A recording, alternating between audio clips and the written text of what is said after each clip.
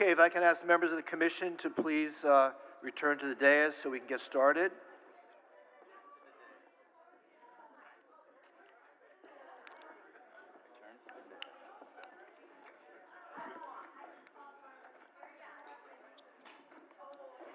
That includes you, Commissioner Sturman. Okay. Good afternoon, everybody, and welcome to the City Commission Conference meeting this August 20th, and I thank you all for being here today. This is our first conference meeting since we took our break back in early July, and we have a number of items in which to discuss this afternoon, and I see a number of people have signed up to speak on different items. So why don't we begin then with the communications. We have several communications. First from the Affordable Housing Advisory Committee. Is there someone here representing that? Leanne, are you representing the committee?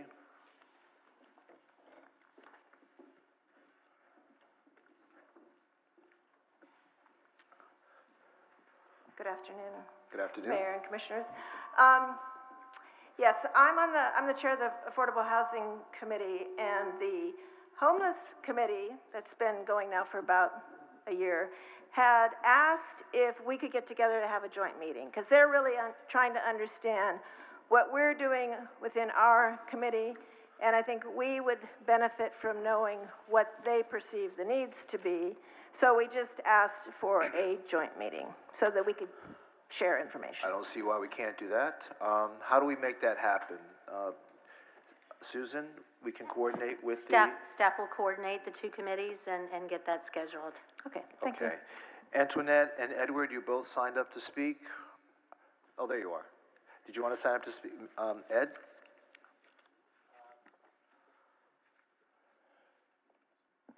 My name is Edward Catalano. I'm the president of the South Middle River Civic Association.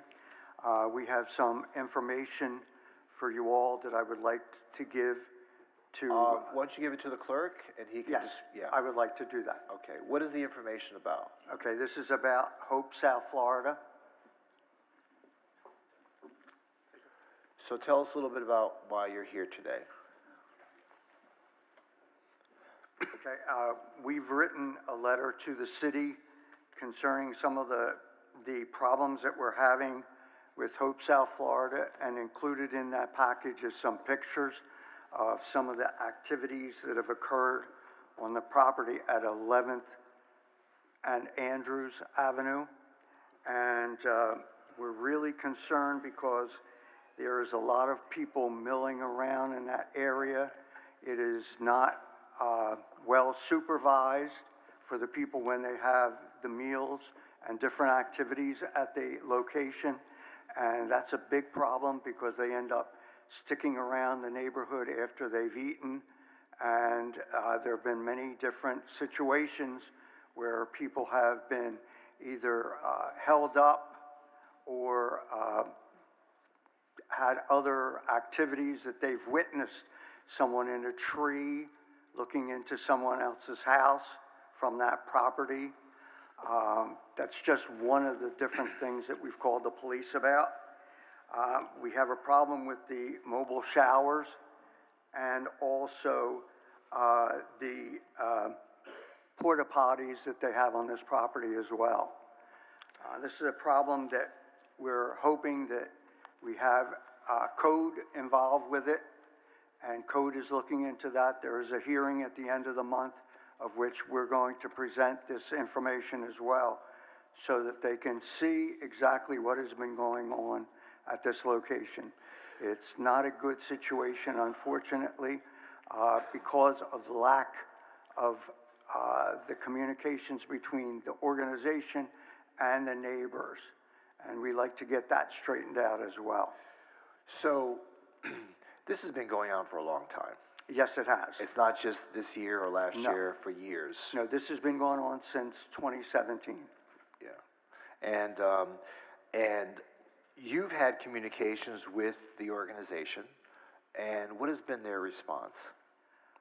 Well, they'll yes us to death, and they'll do nothing. We've asked them for moving some of the feedings to another location in the same property. They can't do that, according to them. They don't want to, they will tell us that, hey, we're going, originally in 2017, they said they were going to have one feeding a week. Now it's almost every day and twice a day. Well, actually, that's a good thing, that they're able to provide feedings to homeless people that often. But the problem is the supervision and necessary in order to maintain the integrity of the neighborhood. Right. That, because this is not the only place where this happens, by the way.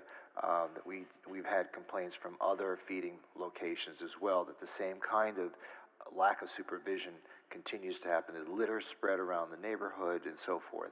Right. Now, is it correct is it my understanding that Hope South Florida has been taken over by another organization? They're getting their major funding from another church. Calvary? Yes. Okay. And has any communication ever been attempted to talk with Calvary and see what exactly? Yes, I have made 3 phone calls to them, and I'm still waiting to hear from them. Okay.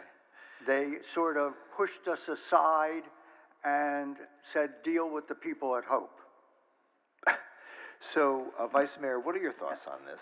Okay, well, thank you, I Mayor. know you've been engaged in this for Yes, a long time. I have been, as has my office, and we've been very much watching this. This really sort of kicked in, I would say, on a fast track this past March when I met with the board. For a while, our office was not hearing a lot of complaints up until last March, but I will say that I have met with Ken McKenzie from Calvary, and I know that there have been many meetings, and also I'd like to also have Chris Cooper come up and let us know exactly what's been happening, because Hope has been put on notice in terms of a lot of these services that are being provided against code. I'm also working with Ken McKenzie from Calvary. I think they've actually gotten to the point, I'm cautiously optimistic when I say this, that they are now looking at agreeing with us that what's been happening is not appropriate for the residential neighborhood. And I do feel that sense of, I would say, cautious optimism that they know that something has to be done, and something has to be done drastically. We've already had discussions about finding them other locations to provide some of these services. There's been discussion of Calvary putting in millions of dollars into this property to upgrade the site, both physically the structure and also the landscaping and the property around it, with their thought being that perhaps there would be Calvary Chapel's downtown campus. So there's a lot of moving parts right now, but I would say that I believe that it's headed in a good direction, where they will be able to provide these services, but just not there, not at that site in the residential neighborhood, and that they would look to see that site be more in line with an actual house of worship, and providing what Calvary does at its complex up in the northern part of our city.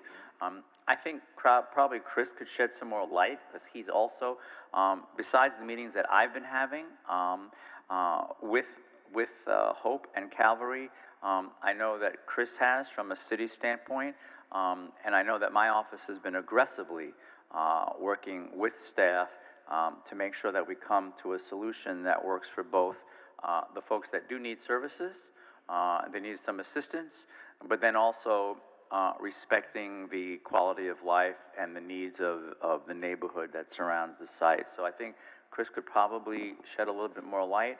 But as I said, I do believe that we are making progress. Okay, well,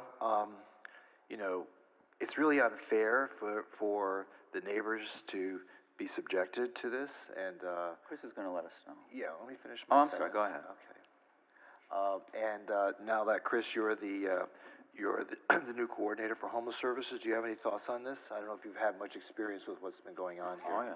I have, and I got involved in this probably back in 2018 when similar issues arose, so I've been aware of the situation and in contact with both Hope former leadership and current leadership, and also with Calvary Chapel. So what Vice Mayor stated is very accurate in terms of where we were and where we are today. We have an open code case for some of the uses that were there that shouldn't have been occurring. We regularly met with, again, Hope and Calvary on these issues. There's a hearing coming up at the end of the month. And we've also been in contact with them in conversations about where they can operate legally and giving them whatever assistance they can in terms of narrowing down alternative sites for them to operate those social services. So let me ask you this. So let's say we have lunch is served on a Tuesday, okay? And homeless folks come there and they have the opportunity to have a meal there. And so what would Hope what's expected of Hope at that point when the lunch is over and the guests are expected to leave? Where are they supposed to go? Yeah, so just to go back a little, there's two issues at play here. One is social service uses, the other is food distribution. So social service facilities are defined in the code, and they're not permitted on the site where Hope and Calvary currently operate. It's residentially zoned. It's just not a permitted use. Food distribution, on the other hand, is permitted as an ancillary service to a house of worship. So you have Calvary operating there as a house of worship, Hope operating under that umbrella. So the food distribution part of this is actually permissible as long as they meet the requirements of the code. You know, it's all done inside, people don't bring food outside, that sort of thing. But in terms of Hope being able to control what those folks do once they leave the site and where they go, it is really beyond their control. We're really looking at the use being conducted on the site and whether or not that's permissible or not. I know Hope has hired folks to try to manage it in terms of some security services and things like that. I don't want to speak to the success or the use of those services, but I do know they exist and they've been brought on by Hope to try to help manage those folks that come and go from the site for the food distribution.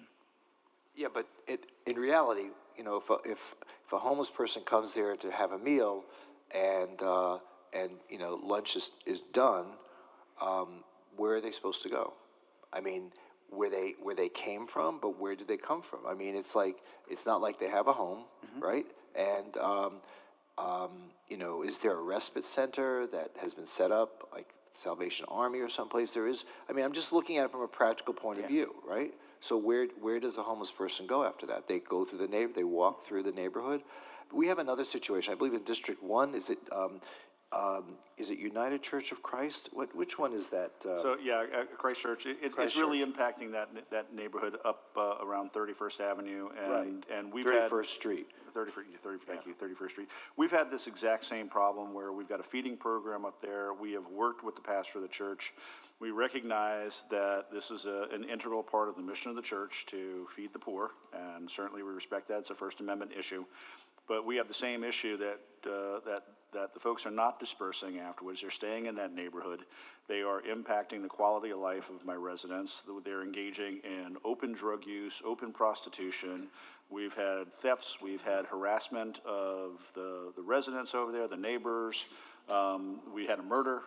You name it, it has all taken place up there. And so far, despite the efforts of our PD and code, we haven't been able to break this cycle yet. We've had arrests of people for dealing drugs. We've worked with some of the businesses up there that are tolerating the homeless individuals sleeping behind their businesses. But again, it's destroying the quality of life in that neighborhood for the people that have invested, their hard-earned dollars in their homes, that live there, and expect the city to do something for them. And candidly, we just have not had any success. I understand and respect the First Amendment issue that comes along with feeding programs. It is a demonstration of their religious practices that are fundamental to most major religions. But despite the lip service being paid to how much they want to interact with the neighboring community, they are unable to stop their guests, as you will, from remaining. So I don't know what the solution is. So, I mean, there is a solution. First of all, the solution is not to terminate the feeding, but I'm just thinking if there was a place like a respite center that everyone who participates in these feeding programs is required to participate, to be bused to a respite center, it would seem to me that it would eliminate that problem and still allow the institution to continue their feeding program. But we don't have such a respite center yet, do we? And I don't think we could require it as a condition, Mayor. Again, you know, once the patrons leave the church, they're free to go. I mean, Well, I understand that, but if the church is creating a nuisance for the neighborhood, I'm not sure that their right to have feeding programs can't be abridged because of what's been going on. I don't know the legal aspects of that. We'll have to look into that, but it seems to me that if you're going to create a nuisance in the neighborhood where you're compromising the quality of life in the neighborhood, that we could suspend the feeding programs, which I don't really want to, but it would seem to me as a condition to having a feeding program that the church require the patrons to go somewhere afterwards that we can regulate. I mean, we can't just wring our hands and say, woe is me, what do we do now? No, There's got to be a solution. I think, Mayor, though, it's getting too close to the Food Not Bombs case that we just lost, and that cost us $600,000+ fighting that. And it was the same thing. That was also a First Amendment issue. It didn't turn on a religious practice. It turned on that it was a political expression. But fundamentally, it's still a First Amendment right. Yeah, and you're right. we tried to regulate time, place, and manner of the feeding programs and set up what we thought were reasonable restrictions, and we lost at every turn. So I want to make sure we don't go down that path. I don't want to spend millions of dollars litigating something that we've already got a track record of losing. So I just want us to be mindful of our past history with Mr. Abbott, with Food Not Bombs. We've not been knocking this out of the park. Well, I understand that. I lived through that episode. So, but anyway, I'm sure we'll figure something out. So, yeah, what I would As say Harry is, Stewart used to say, it's that pesky Constitution getting in the way again. Yeah. yeah, I would say I don't have an answer today. I don't think any of us do, but I do think part of what my role is now and what I've been asked to do is to find solutions for things like this. So I'm going to take what you've asked today as a directive to go back and look for ways that we can help mitigate some of these food distribution sites' impacts on surrounding communities. Chris, is there any way that we can utilize even some sort of transportation system Thought before about and that. after? I mean, we have circuit that we have. Can't we somehow get creative in making sure that when the services are provided and over and the feeding is done, that actually we provide transportation out of that campus?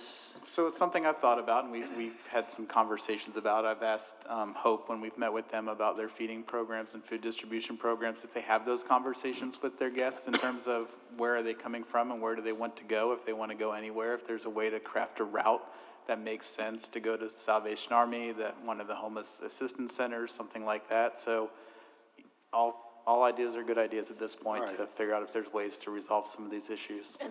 And not to negate what has been shared, but when we also look at the photos, most of our, I'm still calling them neighbors, our neighbors who are without homes, they are traveling with everything that they have. The picture I'm looking at right here, this individual cannot get on a circuit with their cart, with their property. So that is a direction, but we also need to think up and beyond just transporting from point A to point B. And like the mayor has suggested, let's figure out a way to be able to offer resources, maybe doing a collaboration with nonprofits that are separately doing active production that's making a difference. Bring them to the table. Let's see how we can work together to make a change, because as we know, there are several productive nonprofits that are doing great things, but they're little pockets. And if we can bring them together, we can have a large pool that's being successful with a great impact. That's why I'm here. Okay. Chris, how do you, I'm sorry. Edward wanted to say something. Go ahead, I'm sorry. You had mentioned something before about transportation. At one point, for Hope, South Florida, they had the roofing company used to bring the people there. But when we questioned the roofing company as to are they taking the people back where they picked them up, the answer was no. And we said to them at that point, wouldn't it be smart if you're taking them from Lake Ridge, you take them back to Lake Ridge or wherever? And that was what we had questioned with Hope as well, when they were having the roofing company. The name slips my mind at the moment. Okay. All right, And well, I that think, was a big thing, just like you say. Right. They took them there, but that was where they left them. all right, so now that we have Chris, hopefully we have someone in charge of, and Vice Mayor, did you want to say anything? I did. I wanted to ask Chris a question. So, Chris, we have the special magistrate hearing on August 29th, and I mean, do we have everyone that's going to be there from code, and we have the case well presented and documented, so we shouldn't have any issues with regards to what we're saying has to stop in terms of services? Yes, so with any case we take to the magistrate, you know, we have a preponderance of evidence that supports our case and the violation we cited for, and we'll have staff available to answer any questions that come up from the magistrate or anybody else in the public or the respondents that we need to answer to help the magistrate understand our case and hopefully, you know, rule in our favor. And then, what are the next steps after that special magistrate hearing in terms of working with Hope and Cavalry on this issue for South Middle River? Yeah, so I mean, we'll continue to work with them. Obviously, they're a provider to unsheltered individuals in our community that we would like to be successful and to continue to provide services in a way that benefits us all and our folks in our community. You know, understanding that that site is a place where they can't fully fulfill their mission and what they're hoping to do. We'll work with them and answer any questions we can to help them identify a place where they can do what they would like to do. Okay. All right.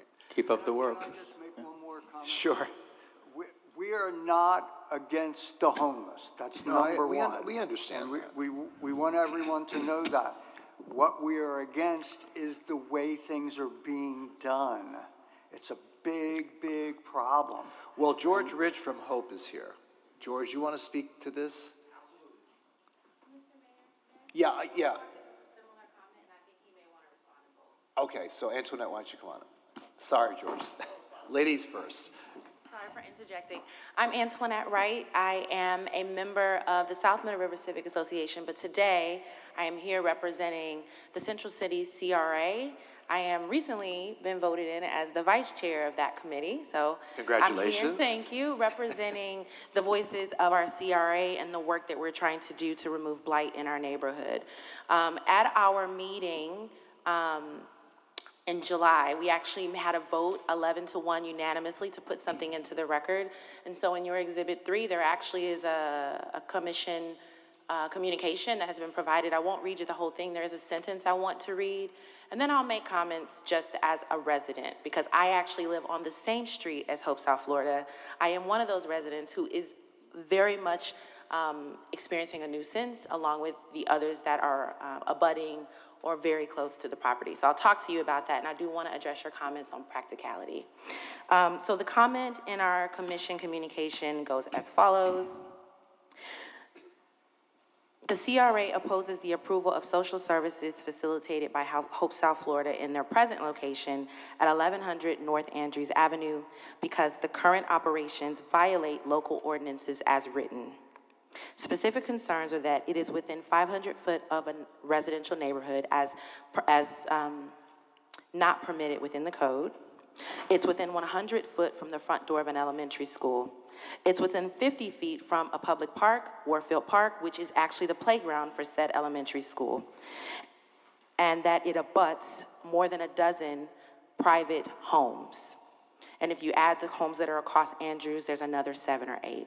So it is directly in the middle of a residential neighborhood, right across from a school, and these services are happening during the same hours of school operations. The board opposes the application for any permits related to social services in that location. It would deviate from our strategic plan to eliminate blight in the Central City CRA. So I think that we were having a conversation about Hope, South Florida. I think the bigger conversation and comment that I want to represent is that it is not legally permitted for them to do what they are doing, and that the ULDR is written to protect the residents. And we as residents are not being protected, and they are not following the law. And so the first, I think, comment from the CRA is we would like for them to follow the law, And if they try to find a way around the law, we do not support it. We do not support special permits that are abused. We know that the public showers had special permits that were supposed to last for 6 months, and they just expired, but they were trying to get auto renewals, or we're not sure what they were trying to do. We also know they have public toilets without permits, just a lot of things that are egregiously outside of what the ULDR allows. And as a resident, we are asking that you will hold them accountable and that you will not create special provisions to allow this, because the laws were written to protect us and we would like to see them upheld. Okay. Does that conclude your comments? It does. Well, I want to say one more thing. You Sure. asked a question to Ed as he was speaking about how to be practical. I think the bigger issue is I know personally, and I know most of the residents that I speak with and work with in SMRCA and in the CRA, do not disagree with the need for homeless services. What we are questioning is, why is the city allowing it to happen in residential neighborhoods? Why can it not be moved into places where commercial business activity and other normal social services are performed? Drawing these people into residential neighborhoods when they have no practical place to go is asking for bad things to happen. And I know in the attachment you see some of that. Some of it we did not list because it is so egregious and disgusting it would actually turn your stomachs. I will make one comment though, just for the record. When you feed people, there are other biological services that they need, and when they're not provided after hours, they do it wherever they can. So that is a very unfortunate thing to be happening in front of an elementary school. People are sleeping. They are taking care of their personal biological needs. They are taking, drugs and other things. They're drawing drug dealers into the neighborhoods and some of the other things that I think we heard are happening in District 1. So not that we want to see this anywhere in our city, but we absolutely don't want to be drawing this into the places where people in their homes are, and there's no security, and there's no really effective means to protect the residents. That concludes my comments. Okay, thank you so much. Anyone have any questions for Antoinette? All right, George, do you want to respond to any of these? Thank you, Antoinette. Thank you, Mayor, Vice Mayor, and all of the other co-commissioners that are here. I don't think that I necessarily want to respond to anything, but I do want to make certain statements. One, let's go to the code violations, just so that it's clear for the record, kind of what those violations were. One, it was the storage of a container that has since been removed from the property. That is one. Two, that there was the use and storage of a mobile shower unit. Since we got engaged with the city, with code coming out and, doing what code does, and we do appreciate that. In addition to having meetings with SMRCA and listening to our neighbors, we have ceased operation of our mobile showers there for over a month now. Now, we have been keeping the unit there, but it has not been used. Now, there is some question about whether or not we can park it or store it. And I think that that's an interpretation of language. I'll leave it to your staff. But nevertheless, we will be relocating that from our property, which will cure that second violation. The third violation was the use and the storage of portable restrooms. As of this morning, that there has been a work order put in that those portable restrooms will be removed by the vendor no later than Thursday of this week. Back to the code violation letter, as long as we cure these things by the 25th, then it will be no need to stand before the magistrate on the 29th because all of the items have been cured. So I just want to speak to that first.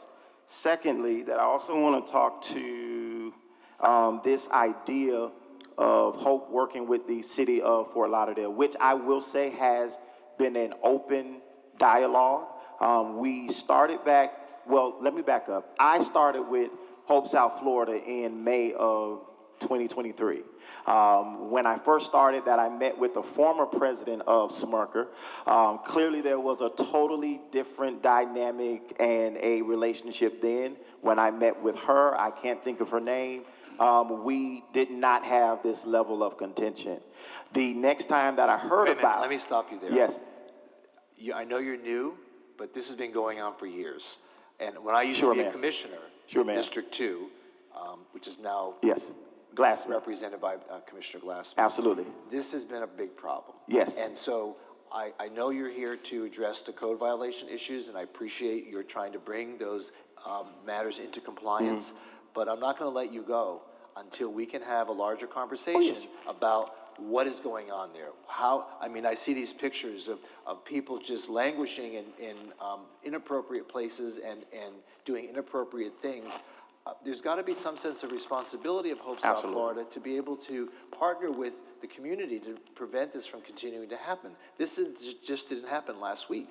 This has been going on for years, and we've made multiple attempts with Hope South Florida to try to curb this behavior because it is negatively impacting everyone in and around within several blocks of your facility. So I applaud your efforts to try to work with homeless people and feeding them and clothing them and helping them through their situations. But once they leave your boundary lines of your property, it's not a good thing for the city. So what kinds of things can we expect from Hope South Florida going forward that's going to help the community to try to deal with this? Thank you. And I certainly will get to that, Mayor. Okay. And I don't want that my comment of when I started to in any way negate any previous issues. Okay. Let me state that for the record. Okay. But as I continue, that when we did get re-engaged, it was with the former city manager, had personally called me and said, hey, XYZ is going on. I requested a meeting with the district commissioner at that time. We sat and met with him in his office with a couple of the members of Smirker. There was a couple of issues that came, a handful, we can say many, however you color commentary that.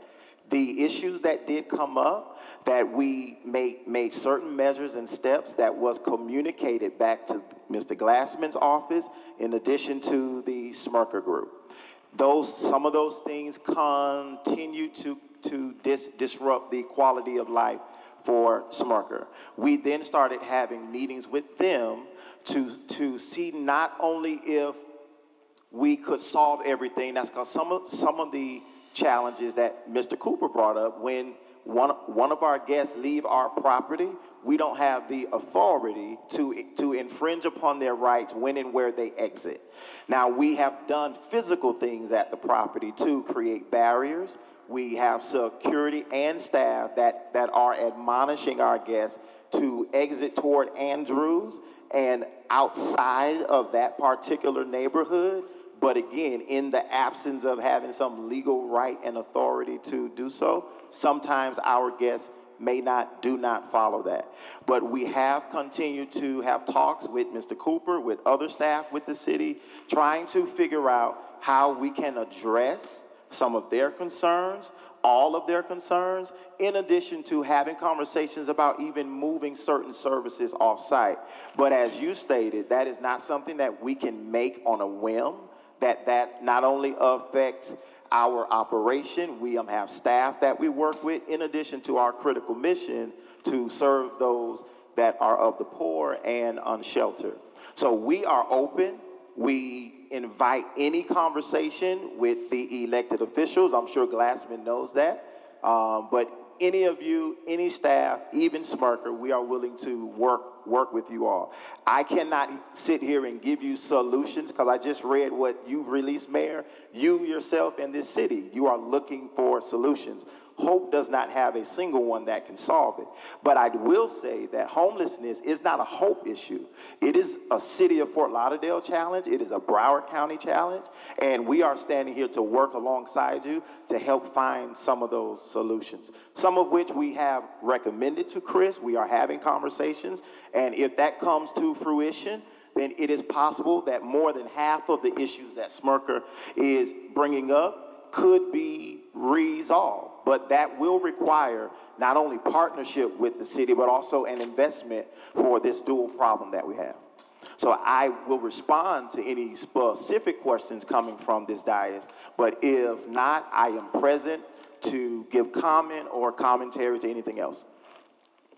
Okay, does anyone have any questions? Just a brief comment. That was Lynn Morgan, who was the former president of the neighborhood that you were dealing with. Lynn is who you were talking about.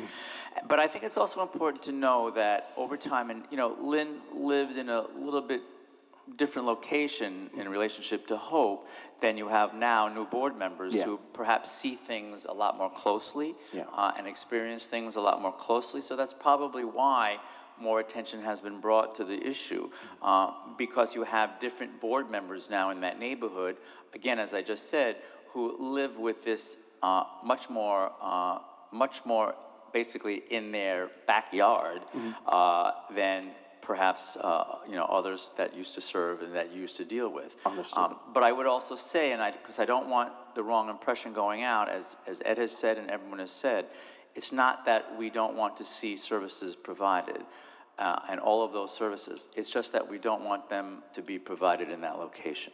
Understood. And that's what we're trying to find. Because even when we met together in my office in March, a very simple list was provided by the neighborhood in terms of, let's perhaps raise a wall, let's change the look at the different egress and ingress, let's look at different parts of the site where we can move people on and off the property, where we can have the feedings, things like that.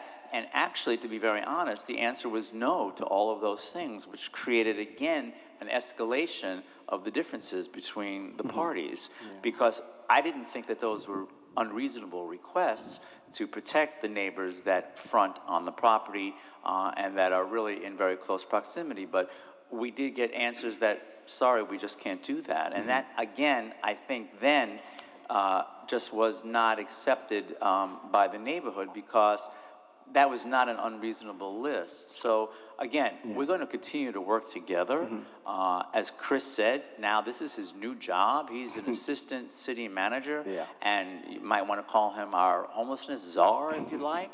But I'm very... Czar is an interesting term, but okay. Well, we can call him whatever you like, but I'm going to... He's been called a lot of things over the years, just so you know. But I'm looking forward to him really stepping up and doing what needs to be done, because we want you to be successful in your mission, and we want the neighborhood to have peace and quiet and a quality of life that anyone would expect. And I'm sure you would expect that in your neighborhood. Absolutely. You would want to have a neighbor who was consistently understanding your needs as a neighbor.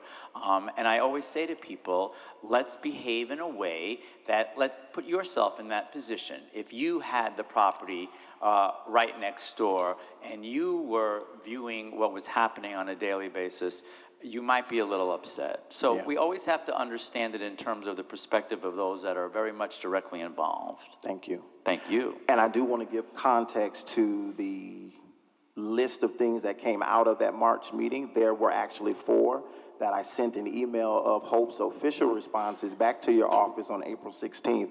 Those 4 listed items was 1, to relocate services. I don't have to explain that that's not an overnight decision. So the question was not an emphatic no, but it was one that we would explore. And if you check with new homeless czar Chris, you will understand that we are in those conversations. The second requested item was to enhance the boundary wall. And our response back to you and your office was that we are absolutely willing, if there is some consideration from the city of Fort Lauderdale, to help incur some of the costs. The third request was to add fencing along the roads of 11th and Northeast 1st Avenue. And again, that was an express back to the city that particular request, now that one was challenging because our location is also a church. And as a church, that we did not feel that creating a fence around it was an welcoming and an inviting thing, but still open to conversation. And not to belabor this point, but the fourth listed thing was the fact that something beyond our control. One of the services that Hope South Florida does offer is a mail service for the unsheltered, so that they can receive valuable pieces of mail, benefit information, medications, medical equipment, and so forth. We opened that service up to the unsheltered community. Within the batch of about 800 or so unsheltered people that use that service, there was a dozen or so people who were registered sex offenders. Now, that does not suggest, imply, nor state that they were living at Hope, that that they frequented that location, but it did state that they came there to receive mail. After that meeting, we ceased providing mail to any guest that was a registered sex offender. So I do want to qualify your statements, Vice Mayor. We absolutely did respond to every one of those requests, and one of the four we actually solved. I didn't mean to imply that you did not respond to the requests. I was just saying that the responses really were not that positive, or we didn't see any real action. I applaud you for what you just said in terms of removing the folks that had been convicted sexual offenders, because I think that also created an issue with the proximity of the school, if I'm not mistaken. I don't even know how you could do that, because there are rules and laws about that. Mm-hmm. But I was just saying other things that, whether it was more privacy or, making that wall higher, things like that were just sort of dismissed in a way that we thought that was a little bit unreasonable. But that's okay. Understood. We don't need to litigate all that right now, but we're going to make progress. Yes. We're going to make sure that you're successful, and we're going to make sure that the neighborhood is a protected neighborhood and, yes. and enjoys the quality of life that every single neighborhood in the city of Fort Lauderdale should be enjoying. Thank you. Thank you. Thank you, George, for being here. Yes, Antoinette, you want to come up and say something? I just want to make one more statement for the record, just to respond to something that he said that I think might be a little bit of an alternative fact that might be important. If there were 800 people listed as registered to that address, more than 300 of them were criminals, many of them violent crimes, and we submitted an attachment in your email with a list of them registered by the Broward Sheriff's Office. And I would like to say there's probably no other place in the city where that many convicted felons are visiting at least once, other than the jail or the courthouse. So to have that coming within the proximity of a school is really concerning. The other thing that I wanted to address was that in March, we had, after many years, made a list, and Commissioner Glassman, we are very grateful that he did try to approach that conversation again. It was not met with any material change, which escalated the discussion. And after bringing in the assistant city attorney and others to interpret the ULDR for us, that is when we learned that what they were doing was in violation of the ULDR. We no longer seek to have any of those things done on our behalf, and I think Ms. Commissioner Glassman and Chris Cooper is aware that we do not want that list of things. We want them to follow the law. So while we were trying to find an amicable solution that maybe we could have lived with, once we learned that the things we were very much concerned about are actually not allowed, we just would like to see the law upheld. Thank you. All right, well, thank you. Okay, anyone else have any comments from the commission? We'll move on. Thank you so much for being here today. You got your work cut out for you, Mr. Cooper.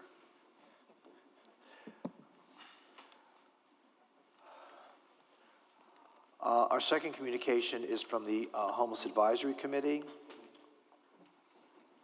Did I see Paula here? Yes. There she is. So, ma'am, just a point of information. This discussion that we just had, is that actually part of the first communication or the third communication that actually is dealing with this from the Central City Redevelopment Advisory Board? Well, it kind of got morphed into the Affordable Housing Committee. Okay.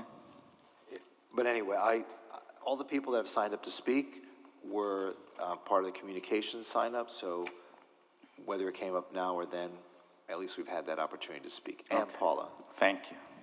Good afternoon, Are Mayor, you coming here because Vice Mayor, and Commissioners. As Chair of the city's Homeless Advisory Committee, I want to let you know we have been working together, learning together to come up with possible solutions to address our homeless situation. As of right now, we would like to have a joint meeting with the Affordable Housing Committee to discuss opportunities to assist the homeless in our community. We would also like to work with the county to establish a partnership for respite beds and have staff report back to the commission. We hope to have other recommendations for you in the very near future. I do want to thank Louisa, members of my committee who are committed to helping our city find solutions to help our homeless.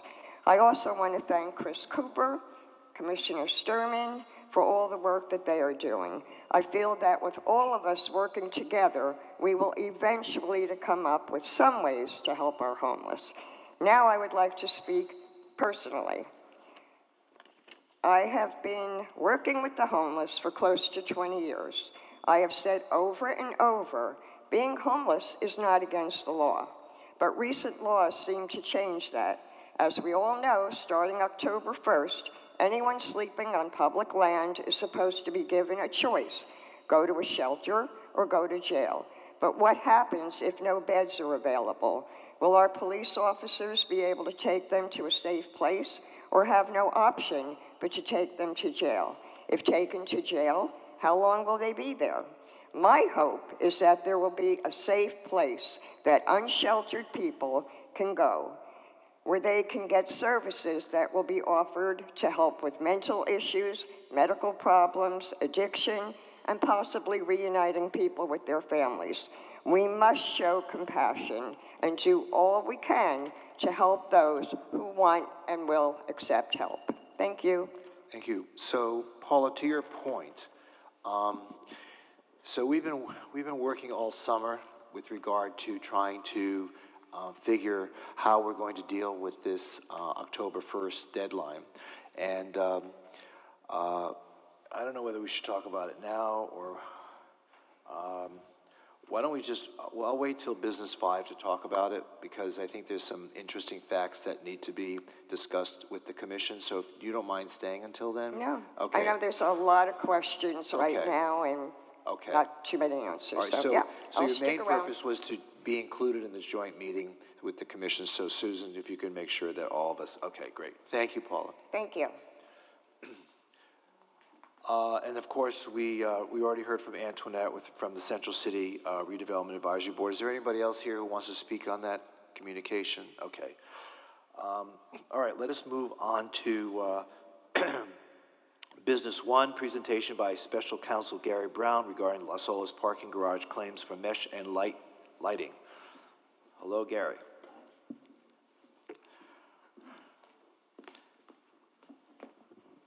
Mr. Mayor, Vice Mayor, Commissioners, thank you for inviting me. Here to just give an update on where we're at following the last commission meeting I attended. I think I mentioned this at the last meeting that we were going to be sending out the pre-suit, pre-litigation statutory letter that's required, which is called a 558 letter. We did send that out. We sent that out in early May. There were 5 principal parties that we sent that to, which was Skanska, obviously the construction manager, ETSA, who is the architect of record. There was a sub-consultant that worked under them that did, I think, a lot of the design, which is Architectonica. Meisner Electric, which is a subcontractor, did the lighting, and GKD was the main subcontractor that did the decorative mesh. So we had to get that sent out, and we did. There were some delays in getting responses back and getting, I guess, counsel involved for them. We ultimately did finally hear back from all the parties represented by counsel, but we were coming up on the end of the 558 period, which is like 60 days from when that letter is sent out. Statute says that we can't file a suit if we need to go that route until that 60-day period expires. So right, when does the statute of limitations begin to run? From the end of the 60-day period? Okay, so whatever statute of limitation, whatever limitations period is still in play gets tolled or just kind of put on ice during the 558 period. And so when that 558 period expired in that 60-day period, it would begin to run again unless we filed the suit. So in order to hold off filing that suit, we got the agreement of counsel for all the parties to enter into a tolling agreement, which essentially tolls the statute of limitations that are unexpired during that 558 period. And the purpose that we did that was to allow them to get a report from our expert, to be able to go and visit the site, do their own inspection with their own expert, and then come back to us under the statute and be able to either say, we don't think we did anything wrong, or they could offer money. I know. They could offer money in response to the defects that we've alleged. they could offer repairs if they wanted to. They could offer a combination of money and repairs, or they could say, we're not doing anything, or simply do nothing. But at the end of that period, we could then, if need be, file suit.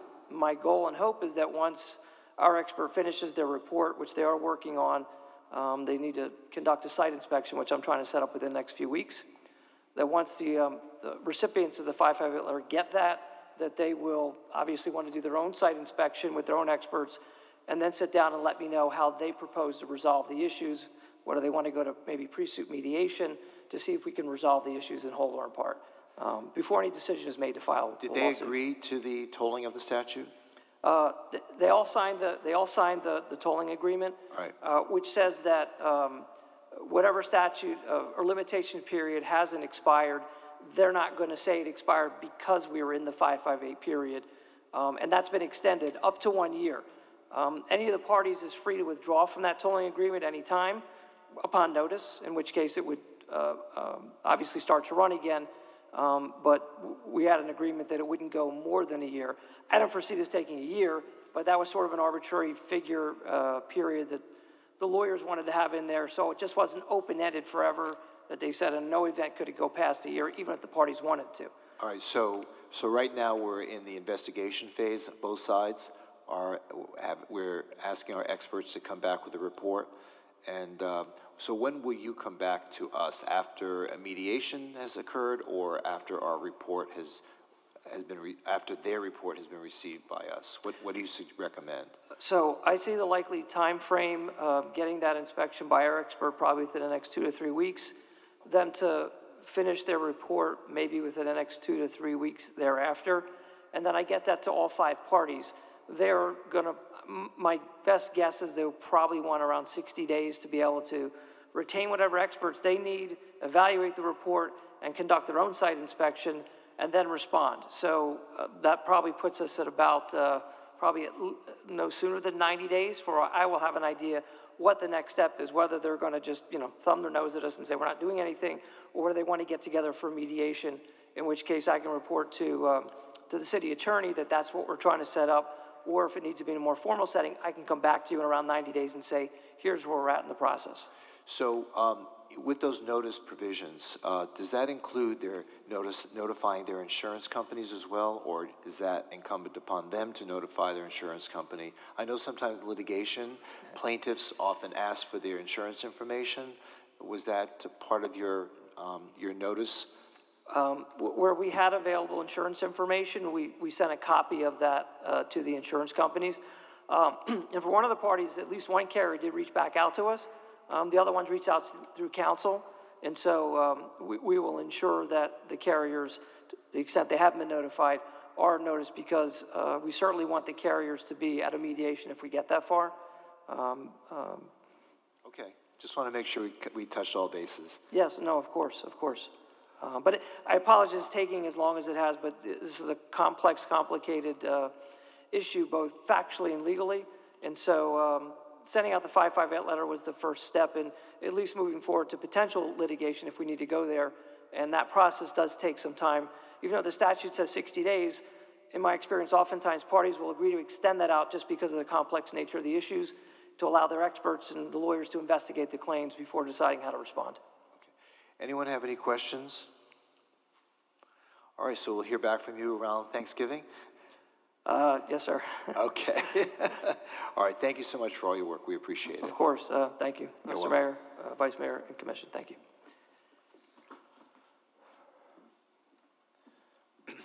Okay, business 2, reimagining City Hall. Susan? Yep, and Ben is going to be coming up and making a short presentation and letting you know next steps. Good afternoon, Mayor, Commission. Ben Rogers, Acting Assistant City Manager. So we're just going to do a brief update on the City Hall project, starting off with what we've completed so far. In July, I think staff came to the Commission and provided an update on these 4 things, which are really reflective of public outreach and input we received so far on the effort. There was 5 public workshops held over a 6-month period that looked at different things. The Infrastructure Task Force provided a report and recommendations, as well as the ULI. And the commission had some initial feedback on what they thought. So today we're not going to talk about site selection, we're not going to talk about what goes in the building, we're not going to talk about any of the components, we're really just going to talk about the next steps that staff envisions. So right now we're currently doing a handful of things. Obviously you can see the demolition of the existing City Hall. That picture was taken last week. If you go there today, it's even more exposed than it was last week. City Hall should be totally demolished by the end of this calendar year, possibly as early as Halloween, just depending on the weather conditions as they move through that process. Once City Hall is demoed completely, the construction fence will remain up and the parcel will be sodded, and it will remain in that condition until we take future steps. Are we going to fence it off too? It will remain fenced off. We've also started outreach with other municipalities who have City Hall projects. I've met with the City of Clearwater, who's currently in the process of building a City Hall. Also spoke with the town of Davie, and we're doing some research with some other communities that are in the same process that we are right now. We've looked at procurement strategies and processes. We've looked at different procurement documents that other communities have put out for owners' representatives, design criteria packages, just again to inform ourselves and make sure that we have reference points as we go through this process. We're dusting off the Joint Government Center packet that we received a couple years ago for initial space planning, trying to figure out what the size of City Hall will have so that way once we get to the next steps, we have a reference point and kind of a baseline to move forward.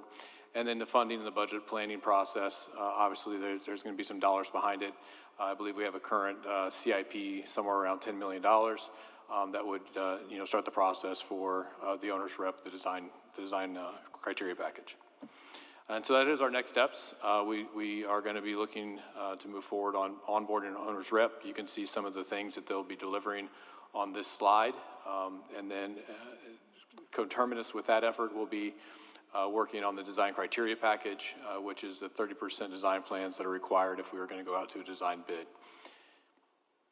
The timeline on these two steps, the owner's representative will start immediately as long as we get consensus or feedback from the commission that this is the next step. We'll put that scope definition together. We'll work through the procurement process, and we plan to onboard an owner's rep sometime in early spring of 2025. That contract would have to be approved by the City Commission. A few months later, we'll start the design criteria package. We're doing that intentionally, so that way that the owner's rep would be on board before we would select a firm for the design criteria package. So that solicitation would start in winter of 2025 and be done in the summer of 2025. And that's your brief update on where we are at City Hall, and just looking for any feedback the commission may have. Okay, thank you. Anyone have any questions of Ben. Yeah, Ben, I was going to You're say. welcome. I know, but I was trying to think what his title was here in this process. He's like Everybody in wearing the so city many is now an hats. assistant city manager. Everyone is an assistant And we're all city acting. manager. We're all assistant We're all city acting managers. Okay. assistant city managers. Okay. I do have a question. Yes, sir. Acting assistant city manager.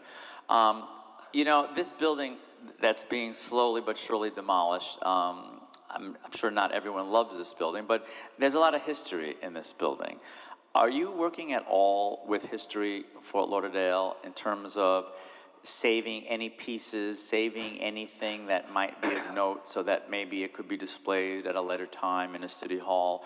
I just want us to be able to document what this building meant to the city of Fort Lauderdale over time, and everything that happened there. And I'm sure there are some interesting things that hopefully were saved, even certain slabs from outside. I noticed there was interesting construction there at one time, and I guess concrete over granite or marble. And just, are we saving anything from this building to at least show people what was once there?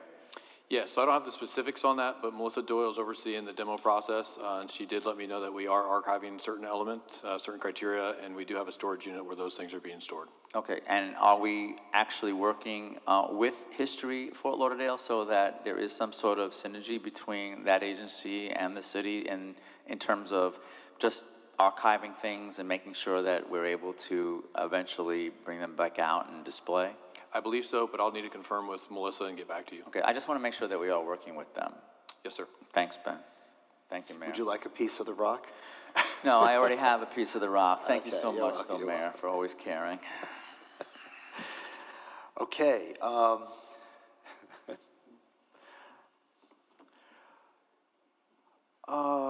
Update on city manager search.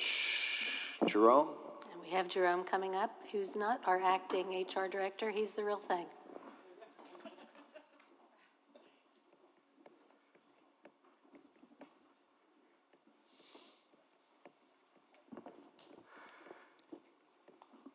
Okay, good afternoon, Mayor, Vice Mayor, City Commissioners, Jerome Post, HR Director. I do have a timeline available for you. It is tentative. Some of these items have already been completed.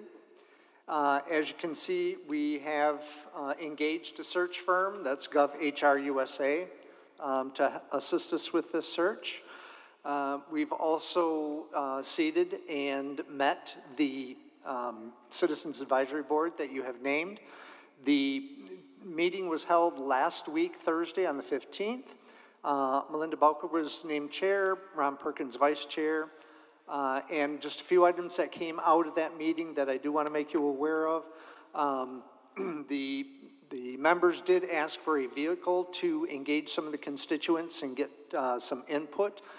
So staff is putting together a communications plan with our strategic communications group. And we are also developing a survey for community input for them to be able to gather some information from their constituents. And then we have a next meeting coming up on the 12th of September. And one of the comments that I wanted to make you aware of that came out of the citizens' comments at that last meeting was to provide as much transparency as possible in this process. And I think that most of us could not agree more. We did draft a recruitment brochure. It is a first draft, very tentative, and David Solomon was kind enough to deliver that for me just now. I am asking that you review it over the next couple weeks and provide whatever input that you would like to add to it.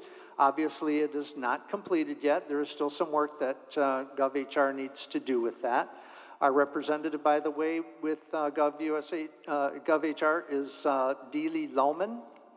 Deely Lohman, in her next steps, will be engaging city staff next week. As a matter of fact, meetings have been arranged to engage and gather some input from city staff, department directors, acting assistant city managers, acting city managers, et cetera.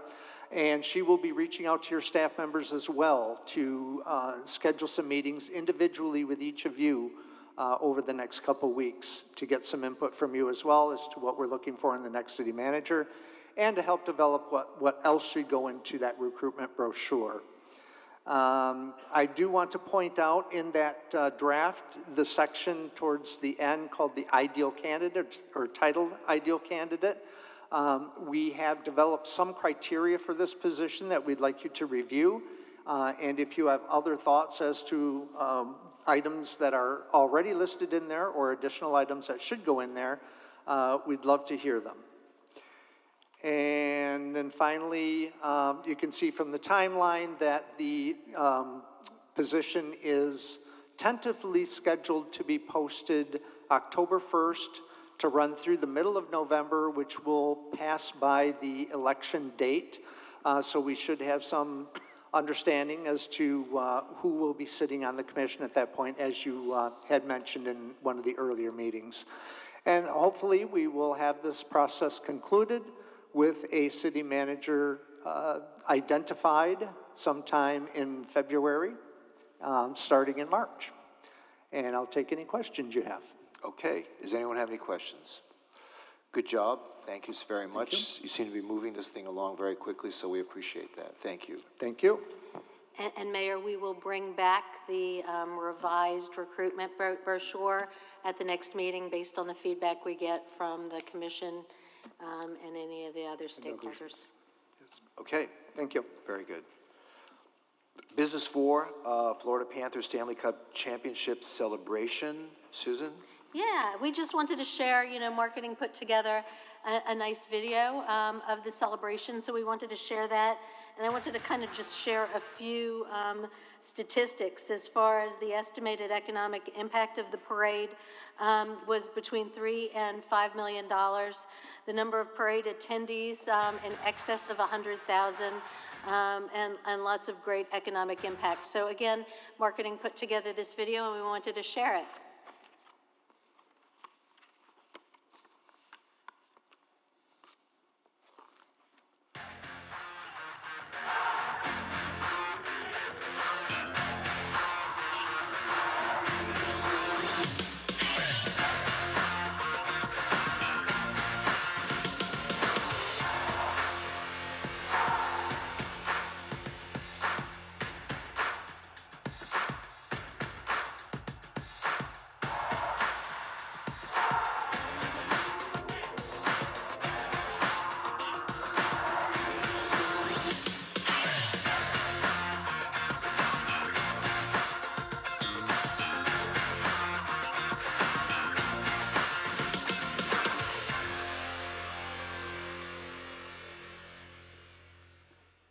Nice. Oh, yeah.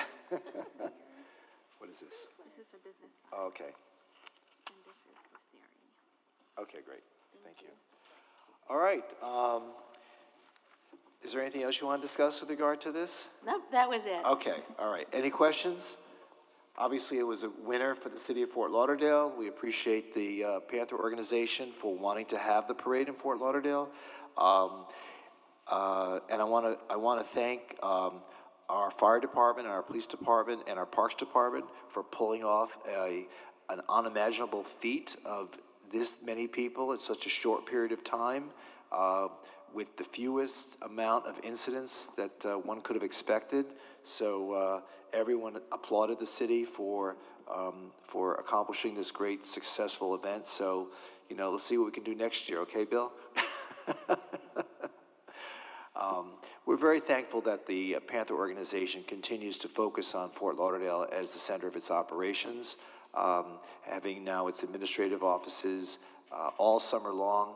The ice skating rink has been packed with kids and families, not just to get out of the heat, but also to engage in a new form of athletic activity that before we had been denied. You'd have to go either to Pompano or Sunrise. So I think it's great that the organization partnered with the city in being able to bring this kind of activity and presence to our city. I don't know how many of you have been to the new restaurant, but it's really, really great that we continue to attract athletic facilities like this to our city. A couple years ago, we were all applauding the Inter Miami for bringing their magnificent soccer stadium, as well as the high school stadium they built for us, and the practice fields for soccer.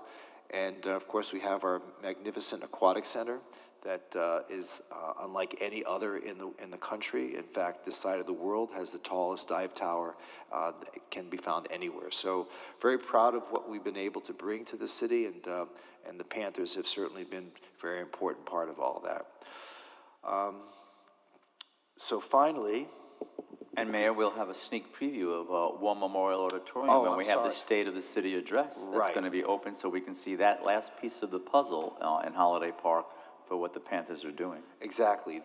At the beginning of the next State of the City address, there will be a reception and tours of the War Memorial Auditorium, and I've taken a little sneak peek of that interior, and I'm going to tell you the city is going to be amazed at what the Panthers have paid for, except for $800,000, right? I think was what we gave them. Yes. But other than that, the other 20 or 30 million that went into that place, it's just an amazing facility that's going to take us 2-3 generations from now to be able to truly enjoy, what that facility brings to our community.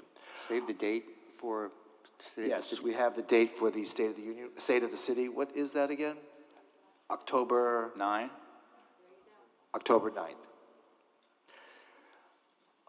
Business 5, presentation presentation on Florida House Bill, prohibition of public camping. Who's going to be? And Chris is going to be, presenting. I have several people who've signed up to speak, but we'll let you speak first. Good afternoon again. I heard I have a working title, but Chris Cooper, Acting Assistant City Manager for now. Go with that for now, okay? I'll go with that for now. So this is an update for you all on House Bill 1365. I think many of you are aware this is the bill that the Florida legislature passed in 2024 to allow or compel local governments to prohibit the camping on public property overnight. So over the summer, we have been working on an analysis of the House bill. We've collaborated and had some conversations with our neighboring jurisdictions, including Broward County and municipalities like Pompano Beach and Hollywood. We've looked at our operations and staffing so that we're prepared and can align with the requirements of 1365, and we've developed some policy recommendations so that we are compliant with the bill. So House Bill 1365, it generally states that a municipality may not authorize or allow any person to regularly camp or sleep overnight on public property. Also, as part of this bill, it includes a provision that as of January 1st, a county resident or business owner or city resident or business owner or the Attorney General may bring civil action against the city if we don't comply with subsection 2 of 1365, and I'll talk about that a little bit later. The requirements for those to file a civil action is that they provide written notice to our governing board or the city. We have 5 business days to cure an alleged violation under the statute. That if we don't take reasonable violation to cure, they can sue us for associated costs. So again, the bill says that a municipality will not authorize or allow any person to regularly camp or sleep on public property. What we would suggest and recommend to the commission is that you consider enacting an ordinance to address that requirement, which would be a prohibition of public camping as defined by statute.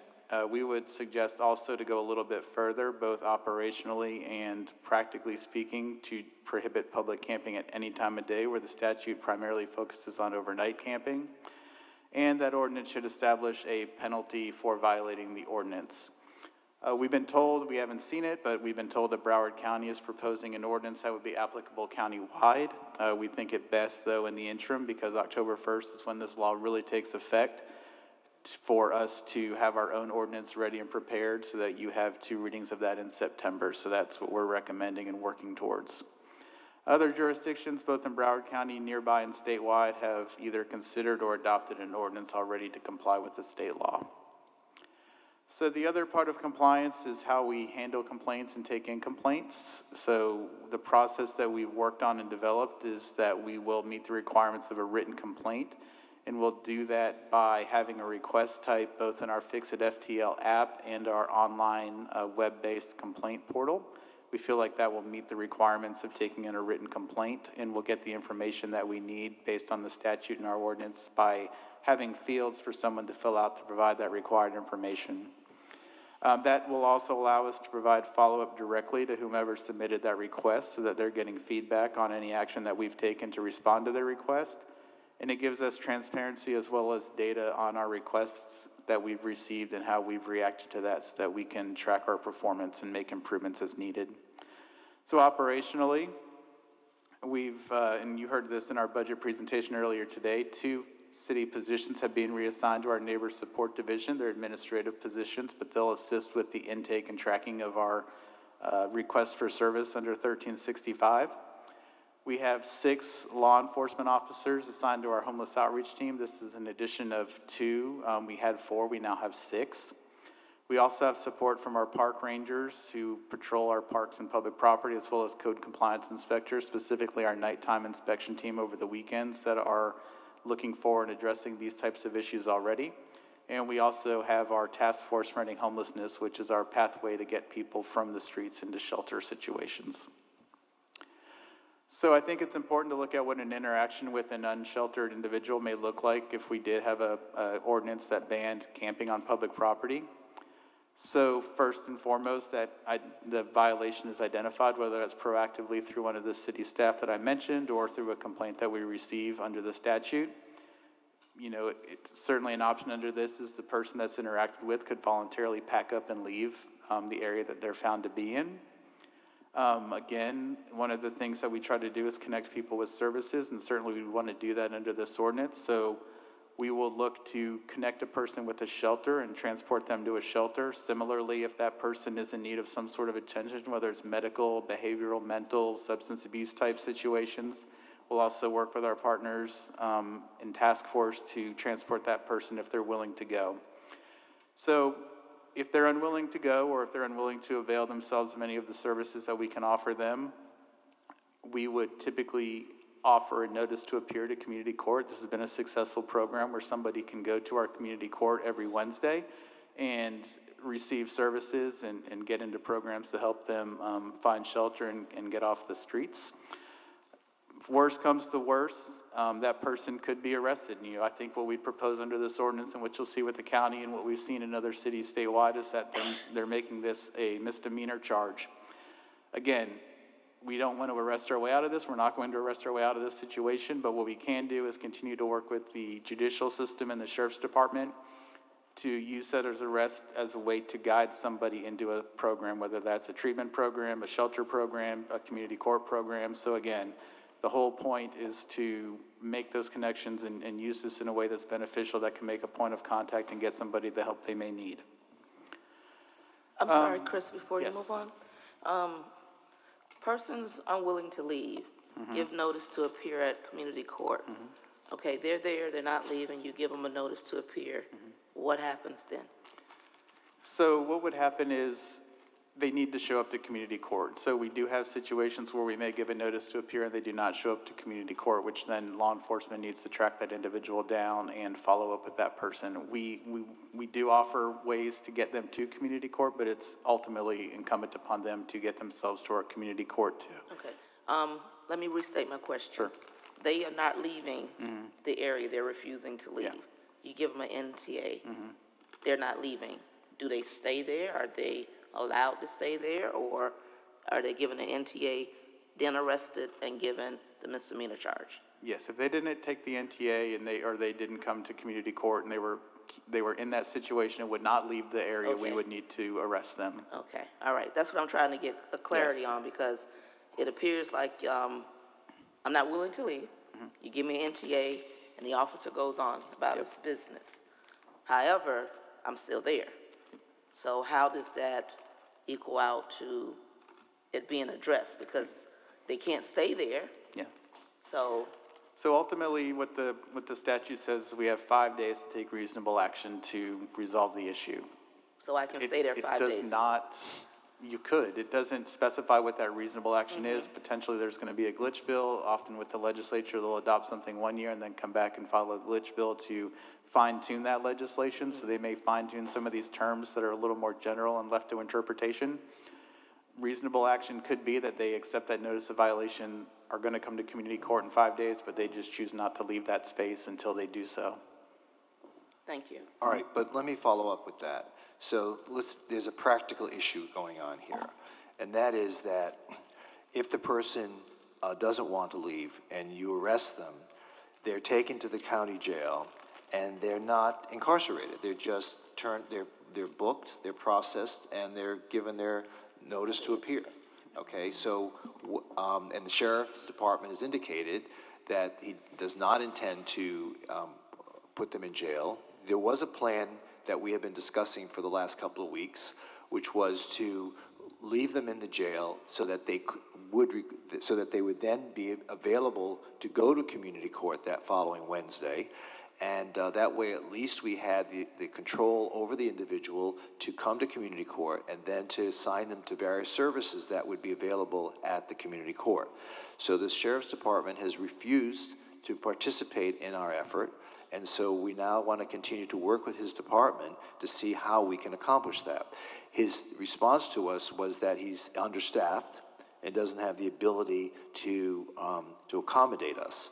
I don't know what's happening in other cities like Pompano, Hollywood, or any of the other cities, but I'm sure they're faced with the same predicament. So I just want everybody to be aware of that because, Commissioner, your point is very well taken. It's a good question to ask, but the reality is it cannot be fulfilled because the department is not dealing with it. Okay, I just want everyone to be apprised of that development that occurred just a few days ago. Right, and unless we're told otherwise, we as staff are going to continue to push that issue both with the county, the sheriff, and the chief judge to try to convince them that what we're suggesting is actually helpful and could help them in the long run with the costs that they may incur if we don't find a way to address this in a practical and sensible way. So, of course, the budget for the sheriff's department is different than their general budget for accommodating homeless people. So they're two different budgets, and they're both competing over who's going to spend the money to deal with the situation. I'm sorry, go ahead, Chris. Okay. Or I should say Czar, I'm sorry. No. So the other aspect of the bill is shelter space. So House Bill 1365 allows the county to designate county-owned or municipal property for overnight camping. If the county chooses to designate a property that's within our municipal boundary, it requires a majority vote of our city, of the commission, in favor of the designation. If a site is established, it can be used for 1 year with a 1-year extension, and it must be certified by the Florida Department of Children and Families. So there's a higher bar for these types of situations in order to site a shelter facility. 4 things. 1 is there's not enough shelter beds within the county. There's none. You can check that off.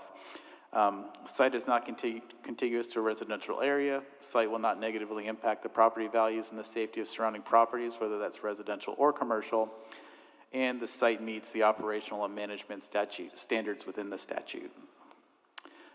We've talked to the county. We're going to continue to talk to the county to see if they intend to pursue this and kind of what that looks like and what they're thinking about in terms of location or availability for municipalities to have folks go there. But we don't have a lot of details on that, but we're going to continue to work that issue and pursue that issue with the county. So next steps, today we're looking for feedback and direction on a public camping ordinance. Couple things that we'd like to know about. One is do you support us bringing back an ordinance in September for consideration? Do you think overnight only, as the statute states, or staff's recommendation, which is to have a 24/7 camping ban?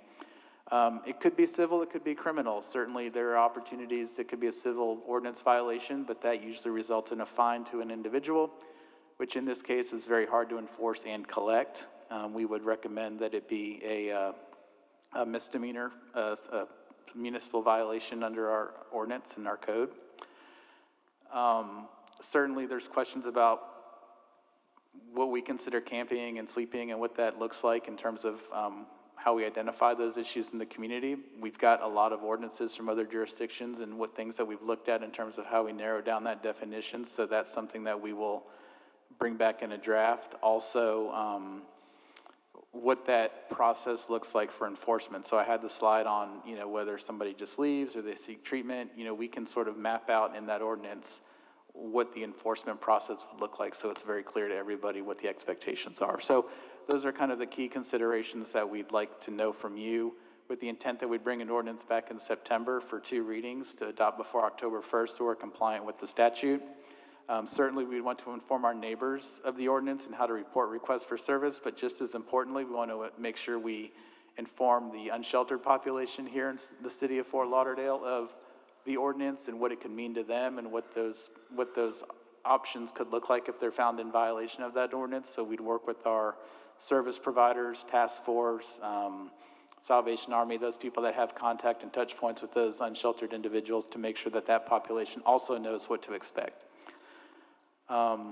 We also are going to share a conference presentation in September, the second meeting in September, because we want to share with you as well a broad overview of things we're doing with community court, task force, and other service providers to assist and aid the unsheltered population as well. So we want to bring that information back to you in September.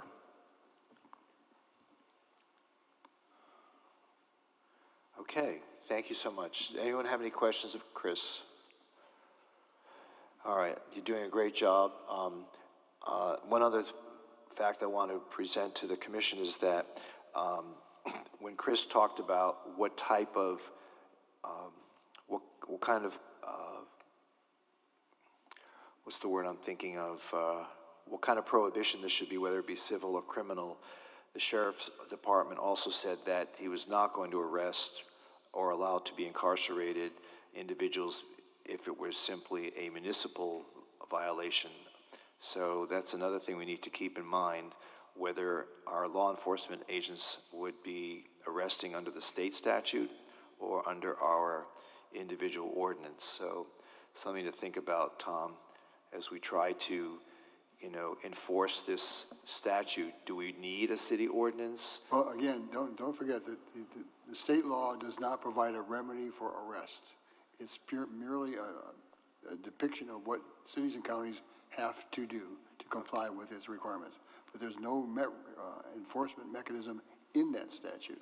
So there's no way to arrest under that state law. What we have to do, we did meet with the county attorneys and about 25 other city attorneys. The county attorney proposes, as Chris points out, a county-wide law that they hope people and the city will buy into. We don't think as independent city attorneys we're going to like what they come up with. Mostly I think we're going to want to tailor it for us because we have a beach and then that doesn't apply for most of the cities. Right. Another thing is we think, as Chris is pointing out, we're asking for your direction. Should this be an all-day, any kind of camping, day or night? Because the law issue is only for overnight. So I think we're recommending to you tell us to go back and do it as a daytime and nighttime measure. I also recommend we do it as a municipal ordinance for arrest. There's no point in doing a civil violation. It ends up being balled up in a piece of paper and thrown at the officer's feet. So, what are the other issues you had, Chris? Tom, I have a question about what you just said, and also to piggyback on what Chris has been saying. So help me understand. I know that my office has been very involved in making sure that there were regular sweeps along the beach, because that has been an issue.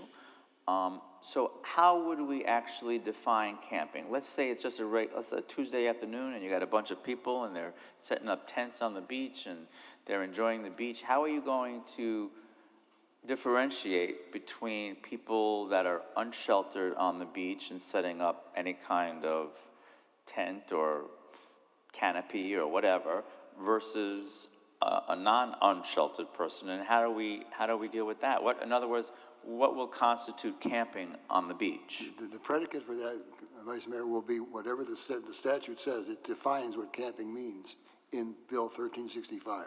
So that will be the base or the substratum of what the law will be. Then we will amplify that so that it doesn't sweep into its net people who are bringing, as you say, kids and beach gear.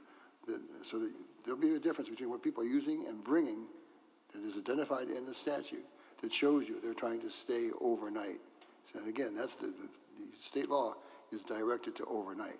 No, I know, but you're talking about expanding this to a 24/7 situation. If people are camping, that's going to be it'll be up to us to define for you with precision. Okay.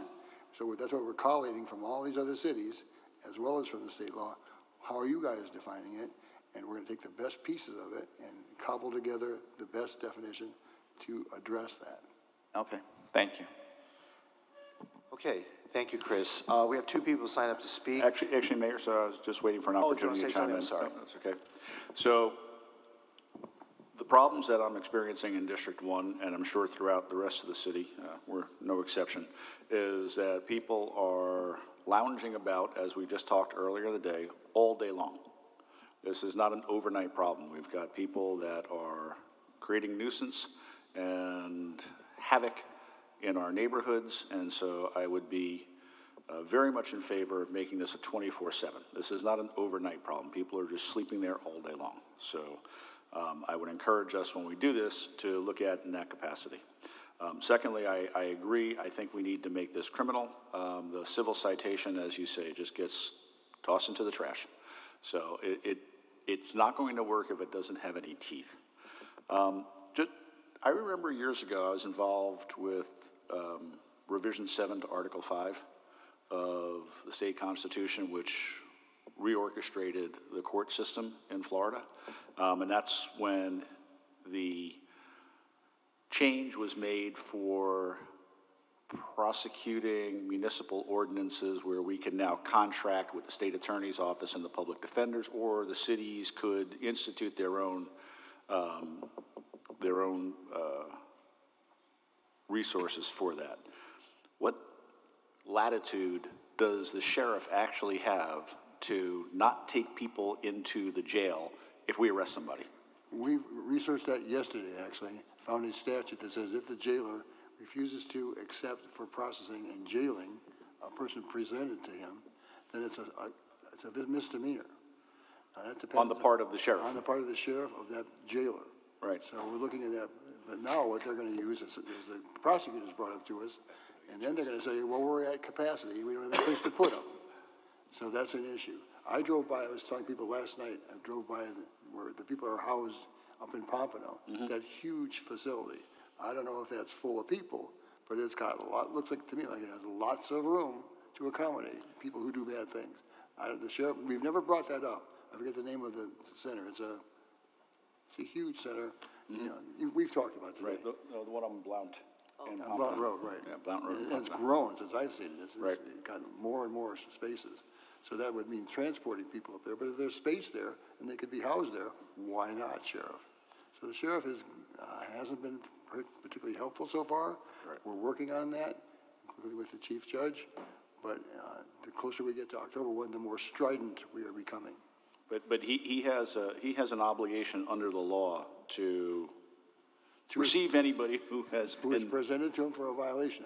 okay. If He made- can't simply decline that because he doesn't find it suitable for him. That's our take on it. Okay. If it's read to mean for a misdemeanor, Right. whatever we pass could ever be a misdemeanor. It can only have the same violation powers as 60 days in jail and $500 a day, or both. But we don't adopt misdemeanors. What we do is under the people at the prosecutor's office are able to impose on state laws. They can file under a state law, but make it a city ordinance. Right. We'd have to look at, so for one of the things you talked about, people hanging around.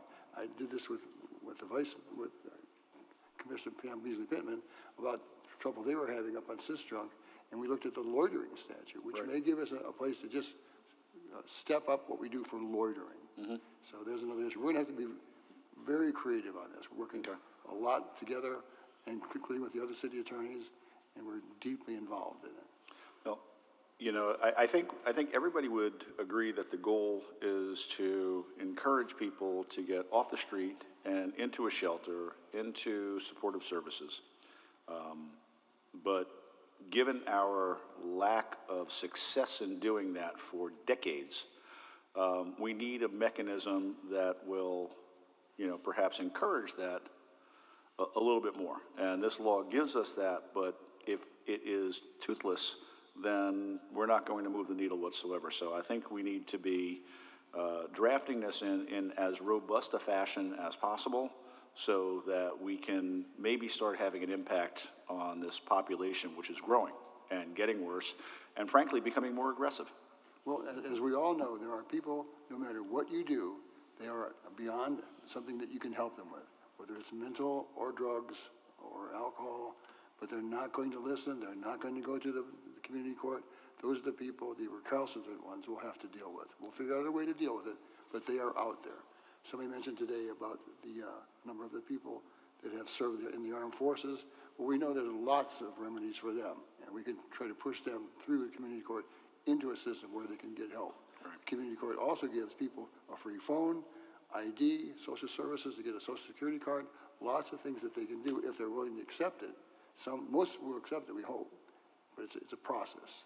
Right. No, thank you. And yes, as we discussed earlier, the one true success story that we've seen has been dealing with homeless veterans, and I think it's, you know, possible because they come out of a more structured environment, coming out of the military, that, you know, it's an easier transition for them back into, you know, that Housing First program with the supportive services. So that may be why it's been successful for them, but candidly, we have not seen that same level of success with other segments of the homeless population. So thank you. Before we leave, Mayor, I'd like to make sure we have an understanding that as a consensus, the commission is directing us full-time ordinance come back for daytime and nighttime camping. As long as it's well-defined, so there's no misunderstanding, yeah, I think that's the consensus. And secondly, that it'd be a criminal violation, meaning for us, it's an arrestable offense, not a civil violation. That will not help us. Well, based on your advice, I guess that's the direction we have to go. Okay. Chris, was there something else? We were missing one other? That's it. Those two components. Thank you. All right. Everybody's okay with that, I presume? Okay. All right, I have two people signed up to speak. Before we begin. Oh, I'm sorry. Well, thank you, Mr. Mayor.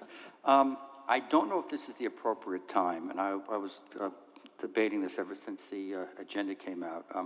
As you know, I've been working with Lamar on a regular basis, and we've been meeting— Lamar Fisher, our county commissioner? Correct, every 2 weeks. And we've been working for several months on solutions to homelessness, low barrier shelters, what to do.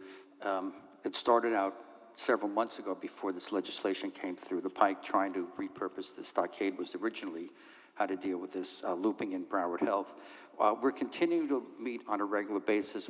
We're looping in more service providers. You've mentioned arrestable offense, how they're booked and things. We address a lot of this. You mentioned Hope, South Florida. They're part of what we're doing. I have a report that I was going to present during conference, and it's not exactly germane to this item. This is more the legal aspects on how to comply, but it's more of an overview of my report. Would you want me to wait till conference to bring that up, or would you want me to go ahead right now? It's not exactly whether or not to have an ordinance, it's just what we've been doing for the last several months. Well, go ahead. Okay, would you like me to start right now? Okay. What exactly is it that you're? Oh, talking about what we've done, who we've looked into, some of the solutions that we're looking to, low barrier shelters, the medical community, some of the things. We've touched upon a lot of things regarding homelessness, and it's not pertained to this per se, but it's just homelessness in general. Your call. Should I wait until conference? Let me ask the two people who've signed up to speak on this issue first, and then when we have a chance to each individually participate in the conclusion of this, that would be the appropriate time to talk about it. So I'd like to hear what you have to say. Absolutely, sure. All right, so Charlie King, followed by Paula Yukna. Mr. King, it's been a while. Wait, push the button. Beneath the mic. Beneath the mic. Okay, so I missed lunch to be here, so I'm a little hangry. Get him a cookie. Get an early dinner, Charlie. Get an early dinner. Doctors have a little bit of a reputation, as being sort of bad businessmen or investors, that sort of thing, because a lot of times they have this supreme confidence in their own intellect, and they apply that to things they know nothing about. When I was reading this article, I don't know if you guys hang around here in the summertime, but like in the newspaper, there's been a couple articles about this idea that Commissioner Sturman has been working on with the Broward County Commission, that they, none of whom live in Fort Lauderdale, miraculously, and this idea that we're going to have commuter homeless lots downtown, like 3 commuter homeless lots. Number one, do we have enough parking downtown that we want to take 3 parking lots out of parking for regular people to use to come to work and come visit our downtown? Number 2, these parking lots are going to look like tents. These cars are going to look like tents within like a week or something. It's just, I can't even believe what I'm seeing. Everybody in his district, I'm sure, that he represents Rio Vista, and the people of Rio Vista are a lot of things, but they're not fools. I can't believe that they would be in favor of this in any way. I just wonder, are you doing community outreach with people to even know that this is a total dead end and that you're taking city workers to San Diego on vacation to go see how one of the worst run cities in the country does it? I mean, it's just, what about Salt Lake City? Remember you guys were like, we have the great plan, the Salt Lake City plan or something. Nobody wanted to go to Salt Lake City, apparently, I never hear anything about it anymore. It must be failing. So what I'm saying is, this is so bad an idea.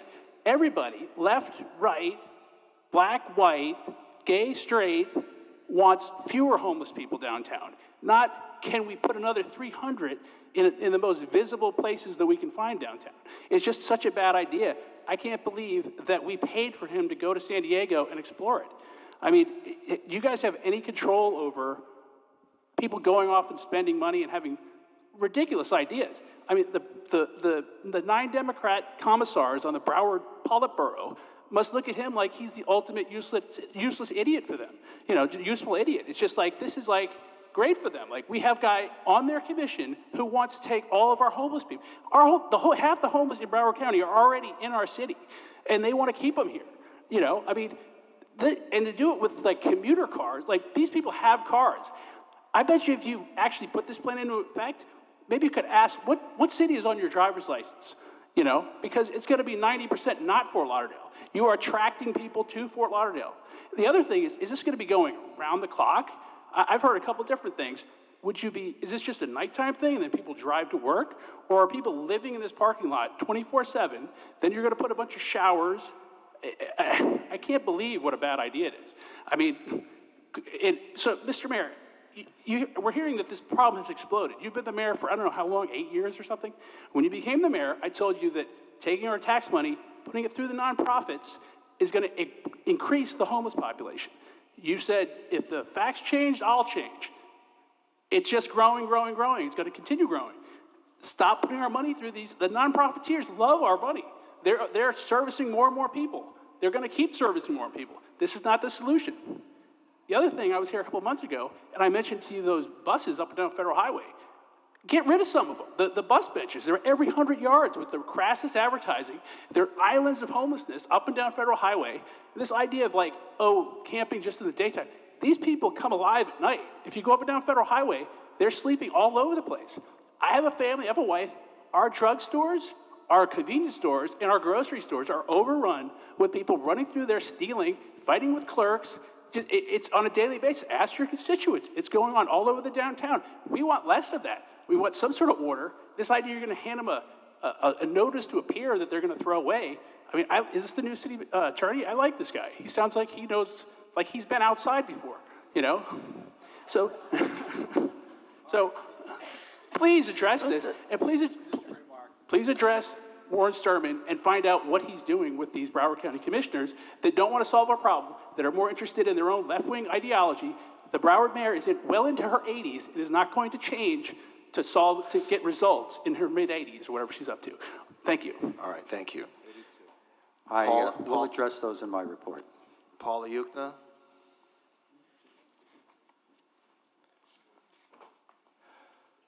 Twice in one day, Paula. Wow, fantastic. Well, when I signed up to speak, I already said what I was going to say, Okay, but that's fine. since I have another chance, Okay. I have a few more questions.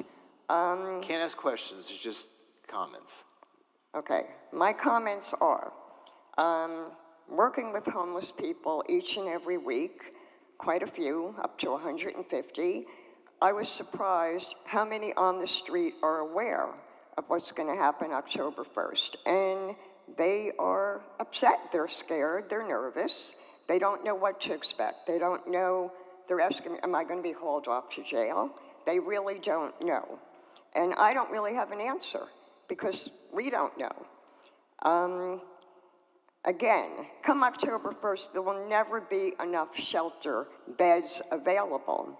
So I'm a little confused. Well, actually, Paula, let me tell you something. We have empty beds in shelters, okay? So homelessness is not an option. It's not an optional lifestyle. We should try to help every single homeless person find a way out of homelessness, right? But it should not be an optional lifestyle. That person seems to think that, hey, why can't I live on the beach every day for the rest of my life? That's not an option, okay? So we have to change the thinking. And all we can do is Fort Lauderdale. I can't change the world, but we can start right here in our own world. And so I've been made aware that there are shelters that have empty beds. Now, not all homeless people want to be in a shelter because they don't feel that their possessions are protected or that their person is protected. They feel vulnerable. They would rather be in a place where they have their own space. They've talked about pallet homes, for example. Commissioner Sturman has talked about living in vehicles. I mean, there are options, but I'm just saying that we have to change the thinking in Fort Lauderdale. You say that these folks don't know what to expect October 1st. There comes a point in time when we have to realize that the city is doing its best to try to help people out of homelessness, but they too have to help themselves. So that message needs to go out, and we're ready, willing, and prepared to work with people. Come through our community court. We have what community court is. We have all the services there. We're trying to help people out of homelessness. So maybe there has to be a little bit more initiative on their side as well as ours to try to make this a success. No, I agree. Not everybody accepts the help, and that is a problem. Right. But again, come October 1st, there might be some empty beds, but there certainly is not enough empty beds.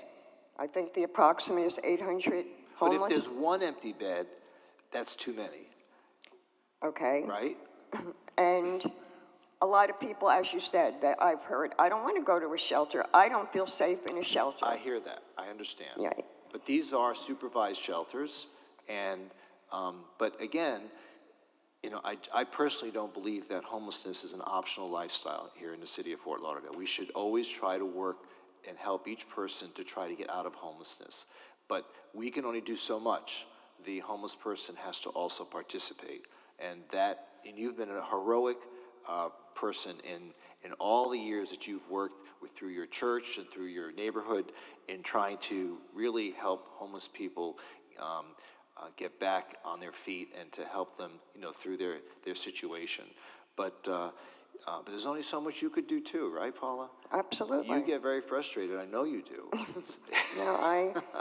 I just wanted to see people being treated like people.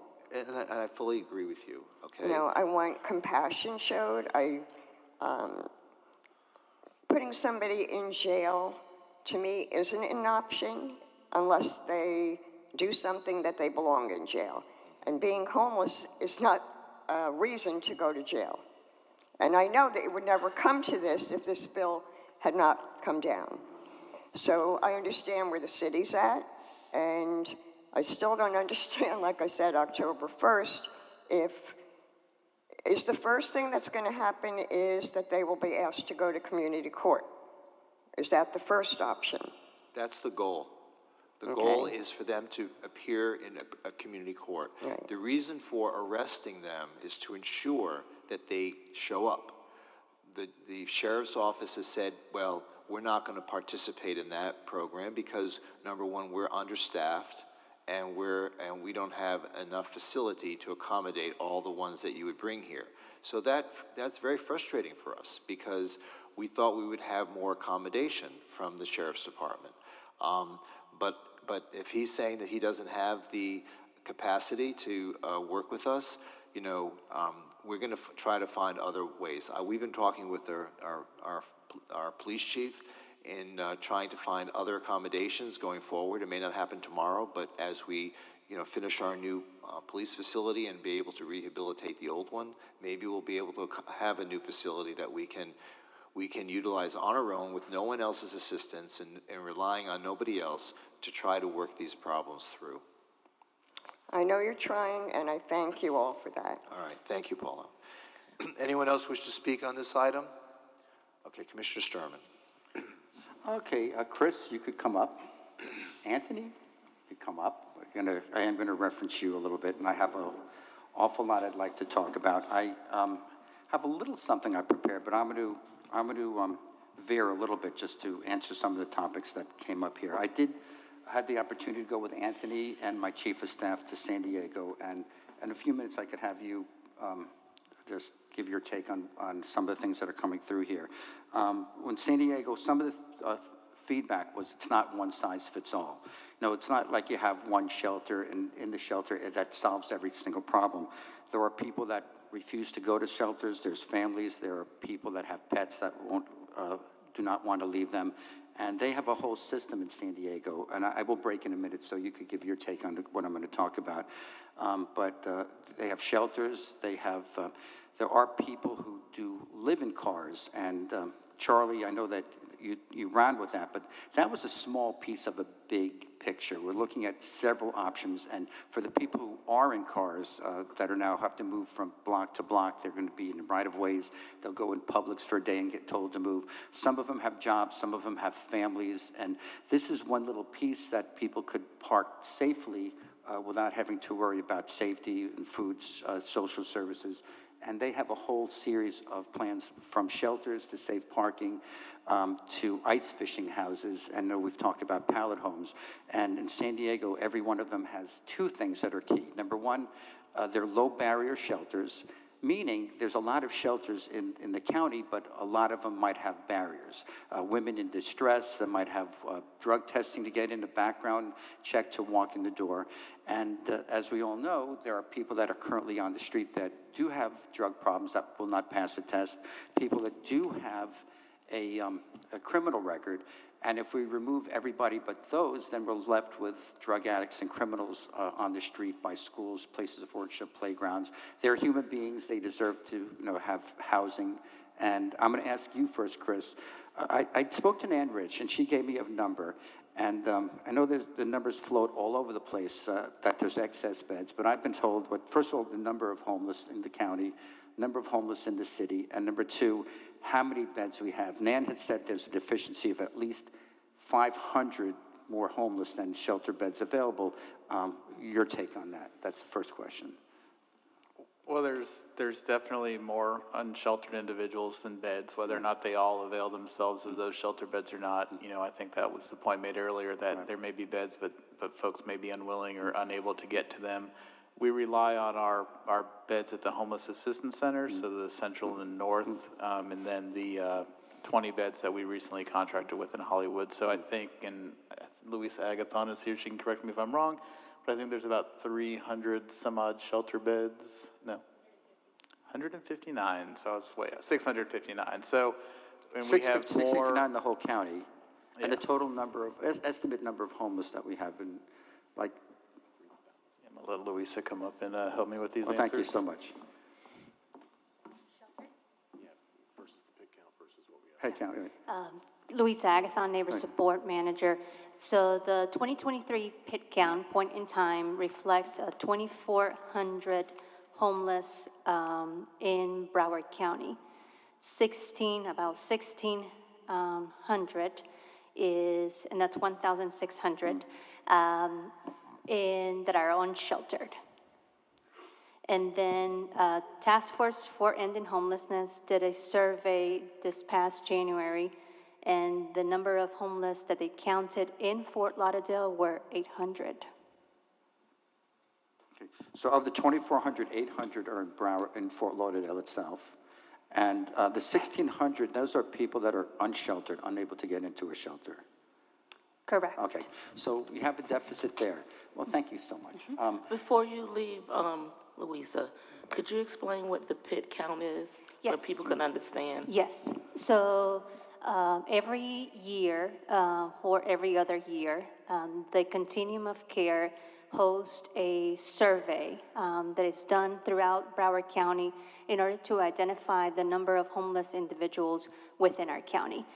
So we have volunteers, staff members, officers that go out into the streets for 4 days to count how many individuals are homeless in our county. And that's just a snapshot.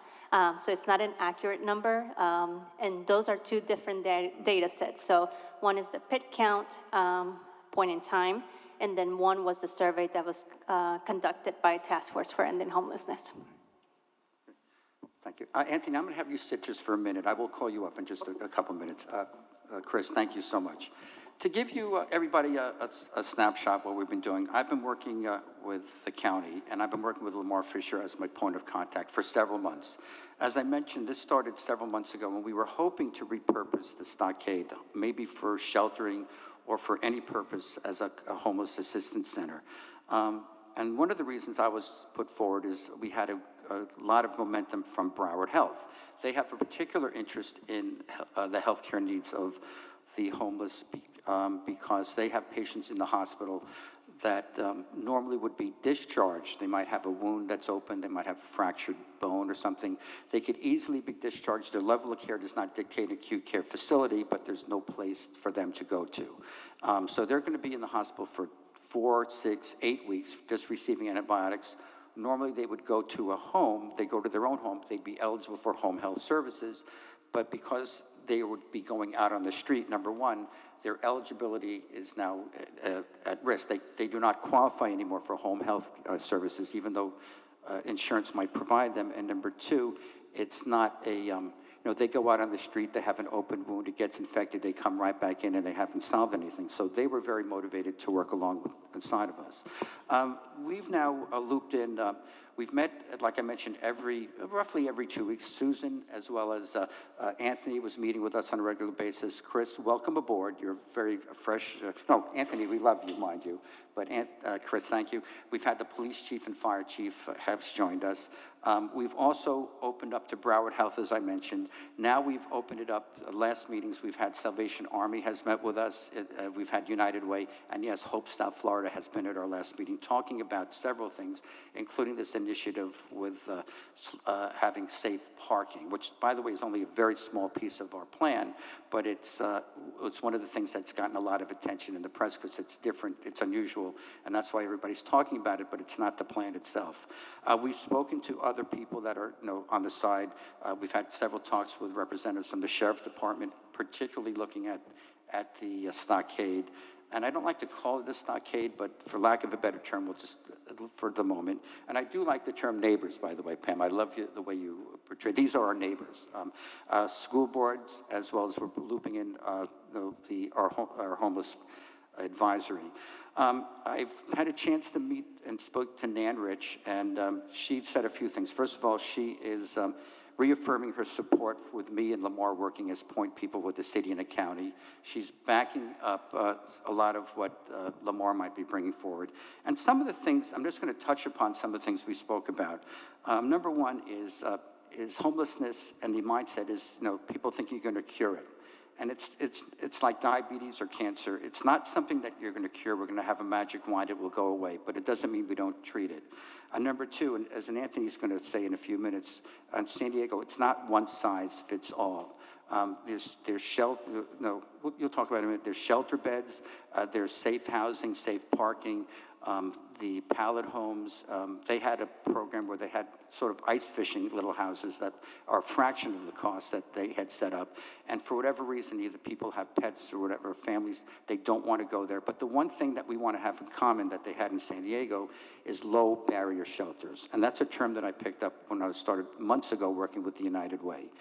There's women in distress, there's other families, but every one of the programs they have here, if you have a criminal record, if you have a drug, no drug testing, it's not a barrier to entry. The one problem is, and I didn't say no barrier, nobody knows what to do with registered sex offenders because that's something that we don't know what to do with. But that doesn't mean that drug abuse or criminal activity will be permitted in any of these facilities. So be it the parking or shelters, they'll have bathroom facilities, shower facilities, some way to deal with laundry. They'll have feeding at any facility, as well as social services, how to get plugged into the system, and medical care, be it a van. Some of the things that we discussed with are, number one, the inventory, the number of unsheltered, as well as our inventory. And the number that Nan came up with, somewhere in the neighborhood of 500 shelter beds we would need when this law kicks in, how to find those extra beds. Pallet homes is something that the county is very big on. I like the idea of pallet beds. It's going to fit in a lot more of what Pam is going to be, her aspect of this. But generally, the cost of a pallet home is like $26,000, I think, somewhere in that range, Anthony. Cost of some of these other things. Actually, at the last conference I went to, I met with a vendor. It's $18,000 for no plumbing. Right. And it's $40,000 with plumbing. Right. That's the retail price. That's the price I got. Okay. Yeah. And so depending on whether you have congregate bathrooms and whatnot. Well, congregate bathroos, that would give you the $18,000 correct, price. that would be the cheaper price, Right, and that's what one of the thoughts. Right. But compare that to the price of these igloo homes is $250 per home. And it's, the challenge is a limited amount of resources. The resources are limited, and how to maximize the people that we could provide services for. We've talked about safe storage. People that was alluded to. A lot of people that are homeless have jobs. They have to change their clothes. They don't want to leave those neighborhoods because they have all their belongings there. If they have places to put their documents, their driver's license, their birth certificates, change of clothes, these people could now safely leave and go to work and come back without having to worry about that. One of the thoughts regarding the stockade, and this might or might not come to fruition, but this is one of the ideas that we floated in these meetings, is at one point, the city and the county were talking about moving the booking from the jail to the stockade. And I guess the jail is kind of crowded. There's room at the stockade. That might or might not happen, but if it does, the thought was making that, in addition to a stockade, making that a homeless assistance center. And we talk about what do you do when you arrest somebody and where do you bring them to? If we do repurpose the stockade or some other location at that site, the thought was having a triage area, for lack of a better term. When they go there, not just getting booked, but they could get plugged into the system, get assigned social services, get plugged into drug rehab, mental health, and they can also cursory medical care. Cost we talked about, and the other takeaway, a couple of takeaways, and I'm just about done, don't worry. Number one is, we're talking about some pilot programs, and city manager, thank you so much for joining us. There's a couple programs that it's too early to discuss what we're going to do. I don't want to put it out there and get everybody's expectations up, but something within the city, as well as working with the county on programs, with the understanding, and Lamar backs me up on this, this is not a city of Fort Lauderdale problem per se. Anything that we do here would be translated for the county, and any facility or real estate that's going to be done, even though the city might start, it's the understanding that the county will find areas to place them. And number two is delineation of our roles. You alluded to this earlier, Pam, and I just, when I was speaking to Nan, we were vetting this out. One of the issues is graduation. And when I say graduation, what's the exit strategy? When you get beds and you bring people into sheltered beds, at some point you have to have a plan. What do you do with the next step? Where do they go from here? We've sort of partitioned this whole thing, and I was alluding to it, and I just want to touch upon you. You have a lot of experience. You represent us on the county level. Things such as rapid rehousing, things such as transitional housing, people at risk, they need assistance with mortgage and things. How to get out of shelters to the next step. I'm not touching upon any of those things. Those are things that you handle very well. I'm not going to step on your toes with that. Well, I'm just dealing with the one part. What do we do when these people are on the street, had a low barrier shelter program? I will now bring up Anthony, if you want to just fill in some of the gaps on some of the things we spoke about, not only with San Diego, but some of the earlier talks that we've had with the county, if you will. Anthony, thank you very much. Yeah, no problem. Anthony Fajardo, Assistant City Manager. So, Commissioner, you covered probably the majority of it. I don't know how much I can add. I would say this for the people that are watching or in the room who haven't heard me say this before, but Louisa and I took several trips to go and look at other areas of the country. We were in San Diego, we were in Vancouver, Washington, and then we went to Gainesville and Tampa.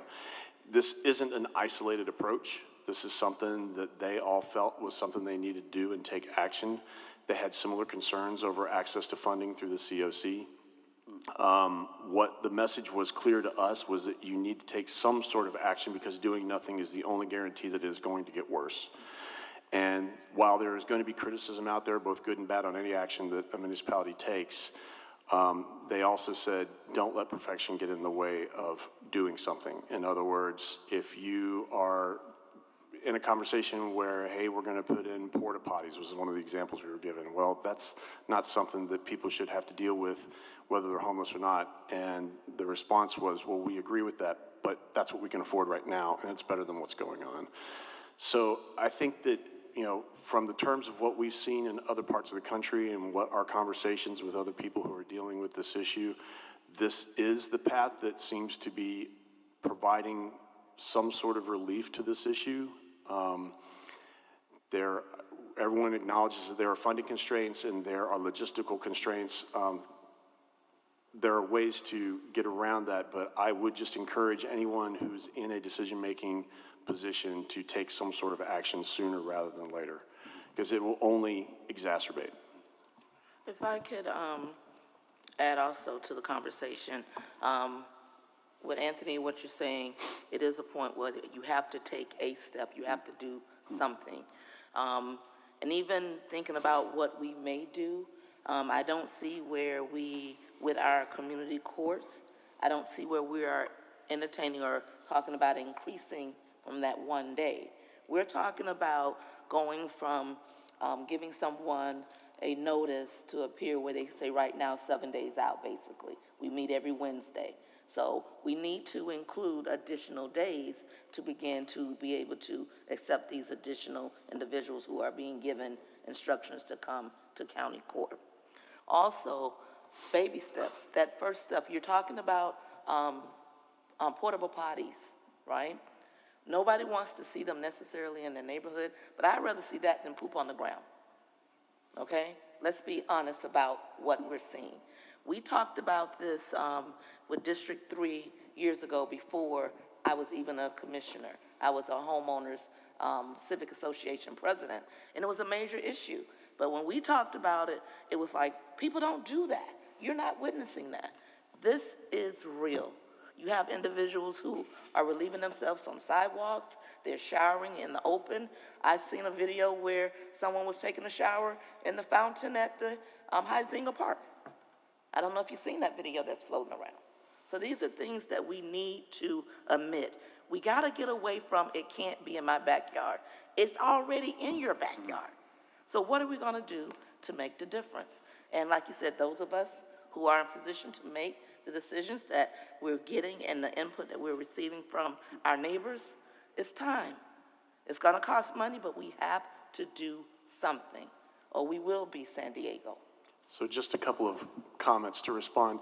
So we were recently in a meeting with the chief judge that our police chief had put together, and he did comment at that meeting that he's willing to expand access to community court by doing up to 3 or 4 days total a week. We haven't really explored much into that at this point, I don't believe. Maybe Chris has. But that meeting did just take place, I believe, last week or the week before. Another example I would just like to mention in Vancouver, Washington was very interesting, at least to me, because I felt that from a population standpoint, they were more equal to us than San Diego. San Diego has an exponentially different problem because of the sheer size that they deal with. However, Vancouver, Washington is about 188,000 people. So they do a safe parking area as well. And when we were asking questions about how that operates, one of the things they'll do is if they find somebody camping in a car on the side of the road or in a metered parking space, right now, we as a municipal organization have the ability to tow a derelict vehicle away and have it disposed of, brought to Westway or whatever that process is, where it ends up. What they will do is tow that vehicle to their safe parking facility. The rationale behind that is because if they take that vehicle away from these individuals, they truly will be out on the street without any other options. And they just don't have the space to support a bed for those individuals, which are usually families. So it's just another aspect. Honestly, I don't feel like my role here is to advocate for one specific solution, but we are here to give you as many options as we can, and it seems like these are working in other municipalities. I think you said that well. Pam, you were spot on. I mean, your comments were so spot on. I appreciate that. Two things I want to clarify that Charlie brought up that are misnomers. Number one, they did mention in the article that the safe parking would be downtown. I think it's not. We're looking at several sites in several cities, and it's not going to be downtown in some of the sites that we are looking at. I don't want to jinx it by saying where they are, but also other cities, and there are some churches that are willing to let us use their parking lot that we found out. And two, the Salvation Army is looking to expand possible other low barrier shelters to add extra beds. So I think that's the crux of my report to you. I do thank you for support in the community, and Anthony, Chris, my colleagues up here, thank you all very, very much. Okay, anyone else wish to comment? I would. Go ahead, Vice Thank Mayor. you, and I appreciate everything I'm hearing. Here's my issue, and Commissioner Sturman, God bless all this talk that you've been talking about with all these people, and but here's the issue. I feel that when I hear, here's what we're doing, I'm meeting with this one, I'm meeting with that one, I don't even know why Commissioner Sturman is speaking on behalf of me or anyone else. I don't remember us, although I've read that he has said that we have voted him the liaison with the county on this issue. I have no recollection of that. I went back and I looked at several meetings. I don't remember reading any of that or seeing any of that.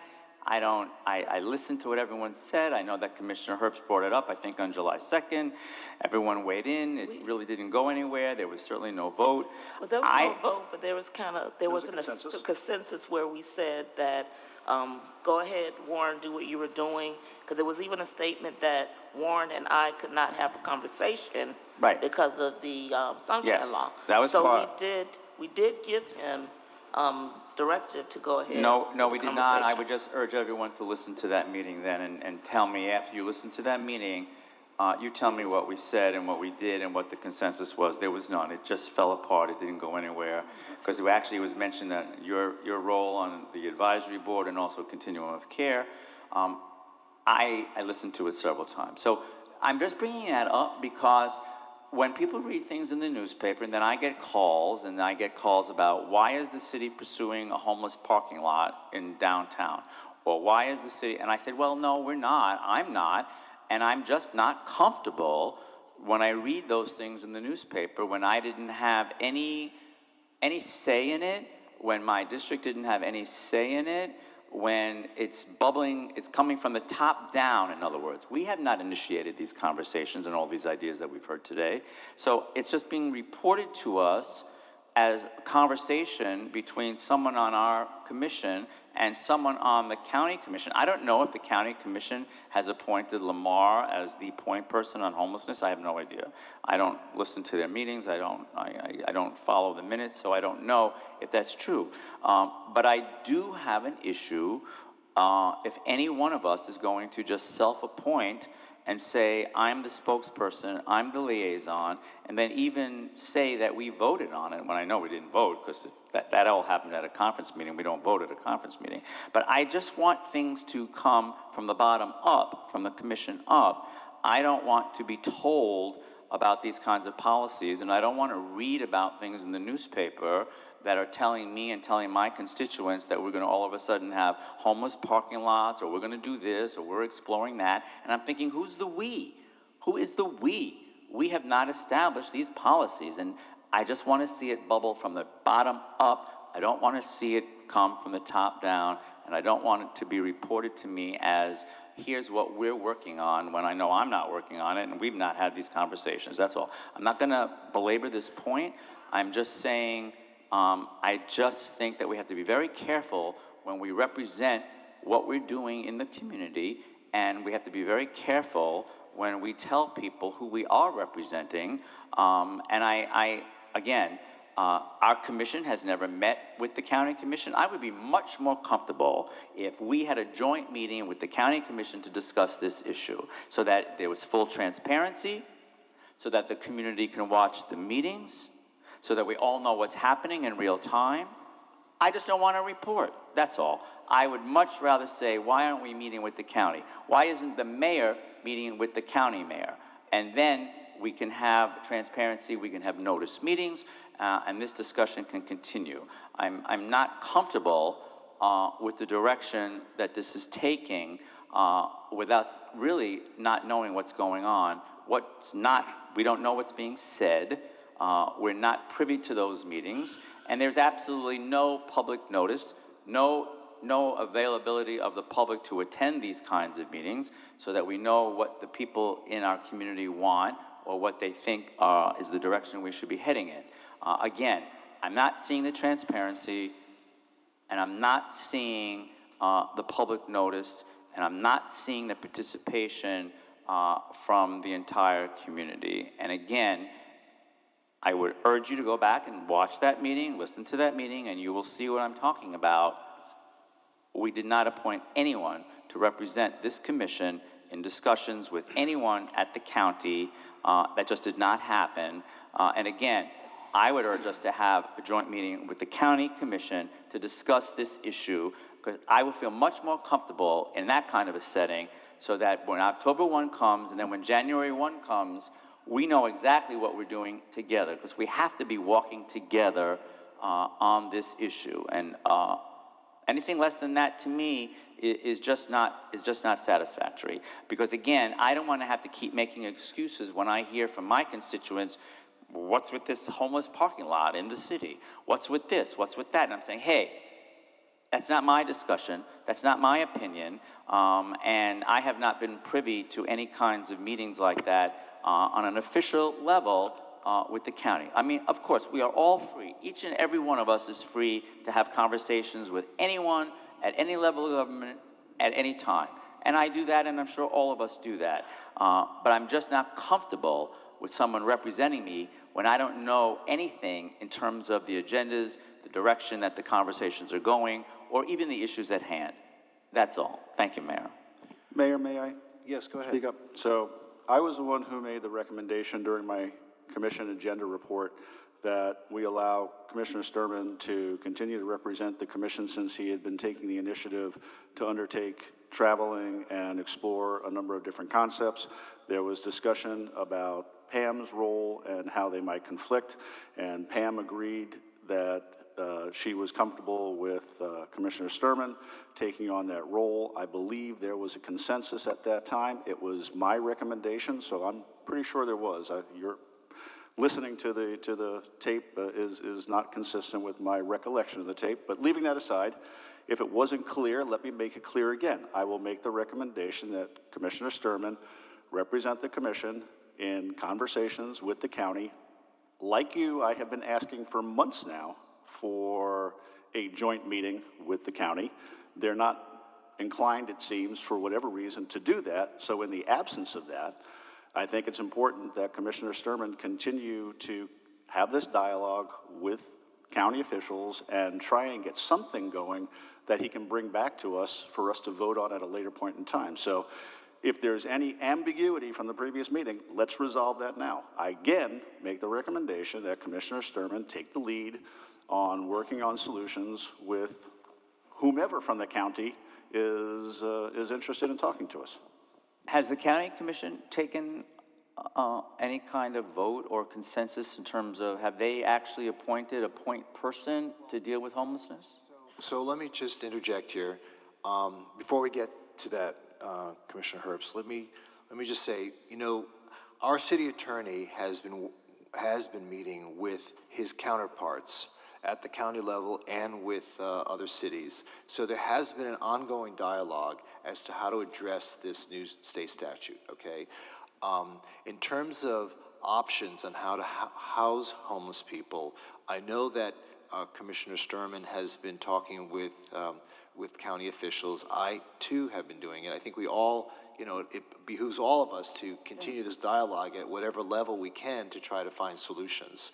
So, but, you know, when you say we've never met with the county, we actually did early on, like about 5 or 6 years ago. We had a joint meeting on this, and one of the items on the agenda was to try to use the stockade that Commissioner Sturman references, to use that as an option for housing homeless people.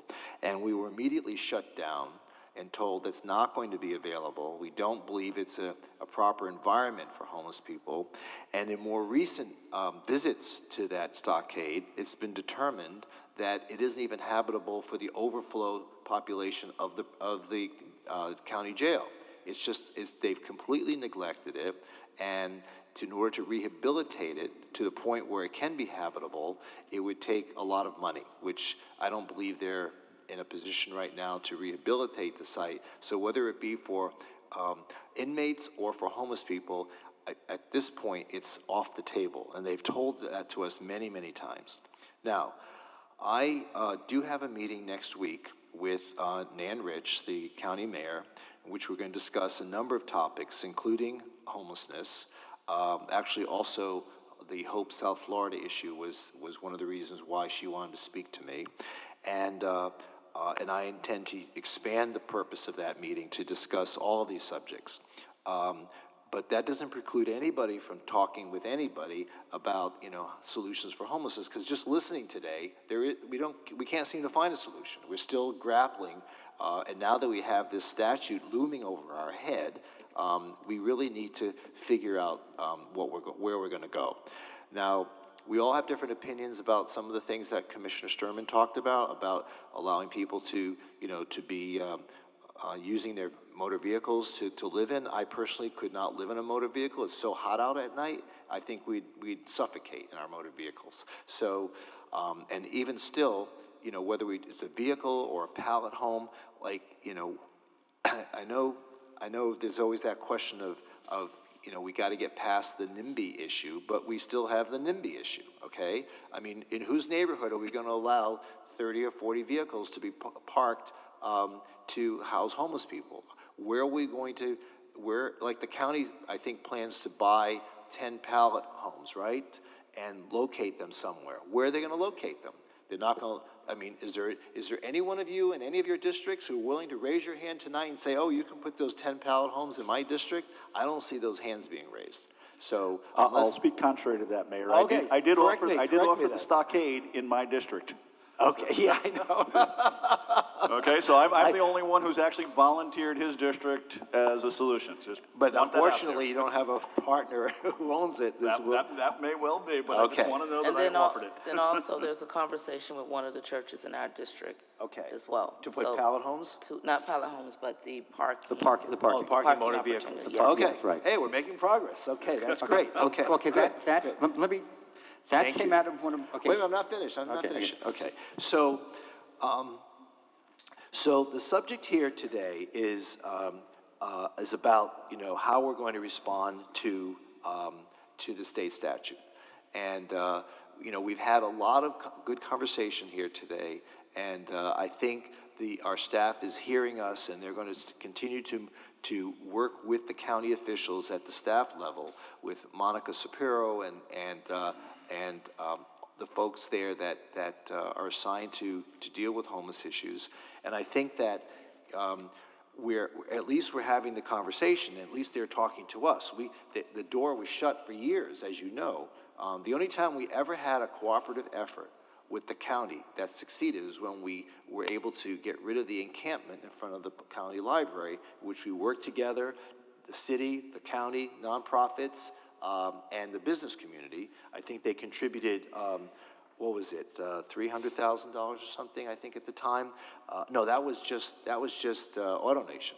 So we had some movement going, and then it stopped. Okay, and so, Warren, whatever you can do to work with anybody, whether it be state, county, any officials that can help give us some solutions, we're behind you. I'm behind you, Vice Mayor, if you can do the same, and all the commissioners here. This is the first time I've heard that there's a church that's willing, or some organization that's willing to allow motor vehicles on their property to accommodate it. But that's just a temporary solution, right? We know that. So this is not a systemic effort to try to process homeless individuals who find themselves in that situation, who are asking for help, who need help, and it behooves everybody in this community, private, public, and so forth, to try to work together with their government to seek solutions on this. But again, I don't know if anyone needs to be appointed the representative. I think we're all representatives of the city, and we should all be able to engage in dialogues with other members of our colleagues and other governments to be able to figure out how we're going to get ourselves around this statute and try to comply with it in a way that is that's practical for us and for the benefiting community. So. Is there anything else we want to say on this? Yes. Oh, go ahead. Actually, before he jumps into it, because the subject of parking has come up a number of times. Yeah. I've seen how this has worked. I was just on an extended vacation out in California, and I've seen how this is working. It does work. These folks are already living in their cars in our neighborhoods. If you haven't noticed it, they're there right now. They are there. If you think they're not, you're mistaken. You're being naive. They're already parking. They're parking in my Target parking lot. They're parking in Publix parking lots. They're parking in Walmart. They are parking in alleyways behind buildings. Okay, they are there.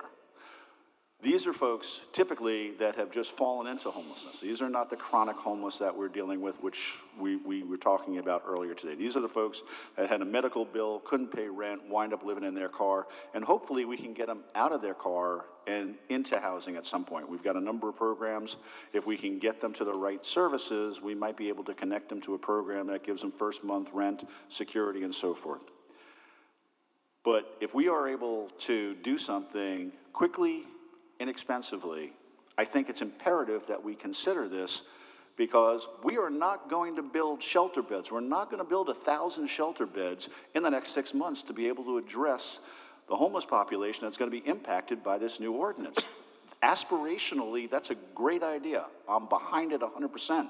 But let's be pragmatic here. What are we going to do on October 2nd? Okay? It's not pallet homes. 10 pallet homes. How many hundreds or thousands of homeless people do we have out there? 10 pallet homes is a drop in the bucket. It will not move the needle one iota. Okay, we need something we can do on October 2nd to start housing people, and if this is something that we can do, then by God, let's do it. Let's look at every possible solution. And to be already saying no to anything before we've even had an opportunity to look at the data, look at the programs, I think is short-sighted on our part. And I commend Commissioner Sturman for taking the initiative, going out and bringing these ideas back. He's not committing us to anything. Okay? No representative can commit the city to anything. What he's doing is he's talking on our behalf. He's getting ideas that he's going to hopefully bring back to us at some point. And I'm looking forward to a full-blown, robust presentation on all of this and a healthy and thorough debate. But folks, I'm telling you, we've got to be prepared on October 2nd. We have been sticking our heads in the ground collectively, not us, collectively as a community for just too damn long. And we have to stop doing that. And if this is a solution that we can implement right away, you know, if we could take the top floor of the downtown city garage, take our city hall garage right over here at night, and remember, this is what we're talking about. We're talking about people parking overnight, coming in at 8 o'clock, leaving at 6 o'clock in the morning, and probably going to work. So if we can do that and put a security guard up there to make sure that this is a safe and secure environment, both for the clients that we're going to have, but also for the community around there, we have to consider this. We've got to do something October 2nd. What's it going to be? Can't keep sitting here talking about, well, we got to get with the county, we got to build shelters. Ain't going to happen, folks. Let's be real about this. Okay, a couple thoughts. Thank you very much, John. Thank you very much. So much I want to talk about, but I'll try to keep it simple. Families are in cars.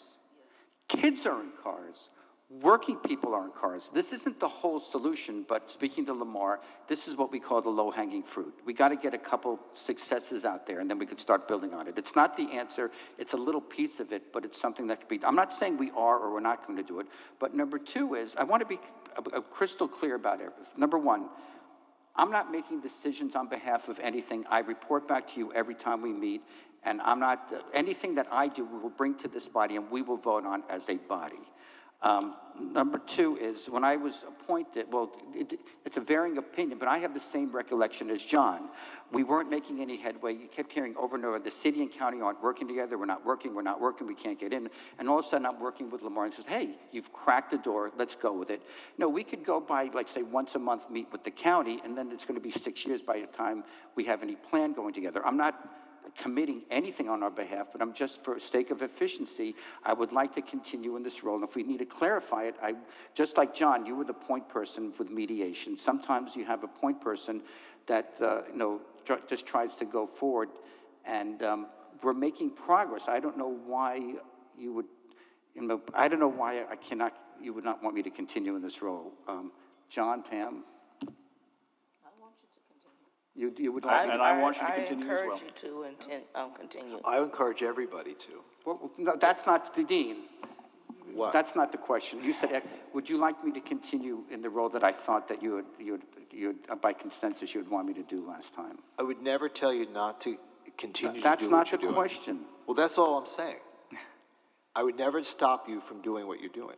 But we have a consensus already. For me to continue acting on behalf of the city? Well, when you say acting on behalf of the city, what does that mean? That I'm going there and speaking to Lamar. Lamar says, listen, like John did with mediation, I'm the point person on behalf of the community. I'm not making decisions, but to talk to him and start vetting some of these issues, I will bring them back to you. But the same thing that I'm doing now. Well, John, how would you describe it?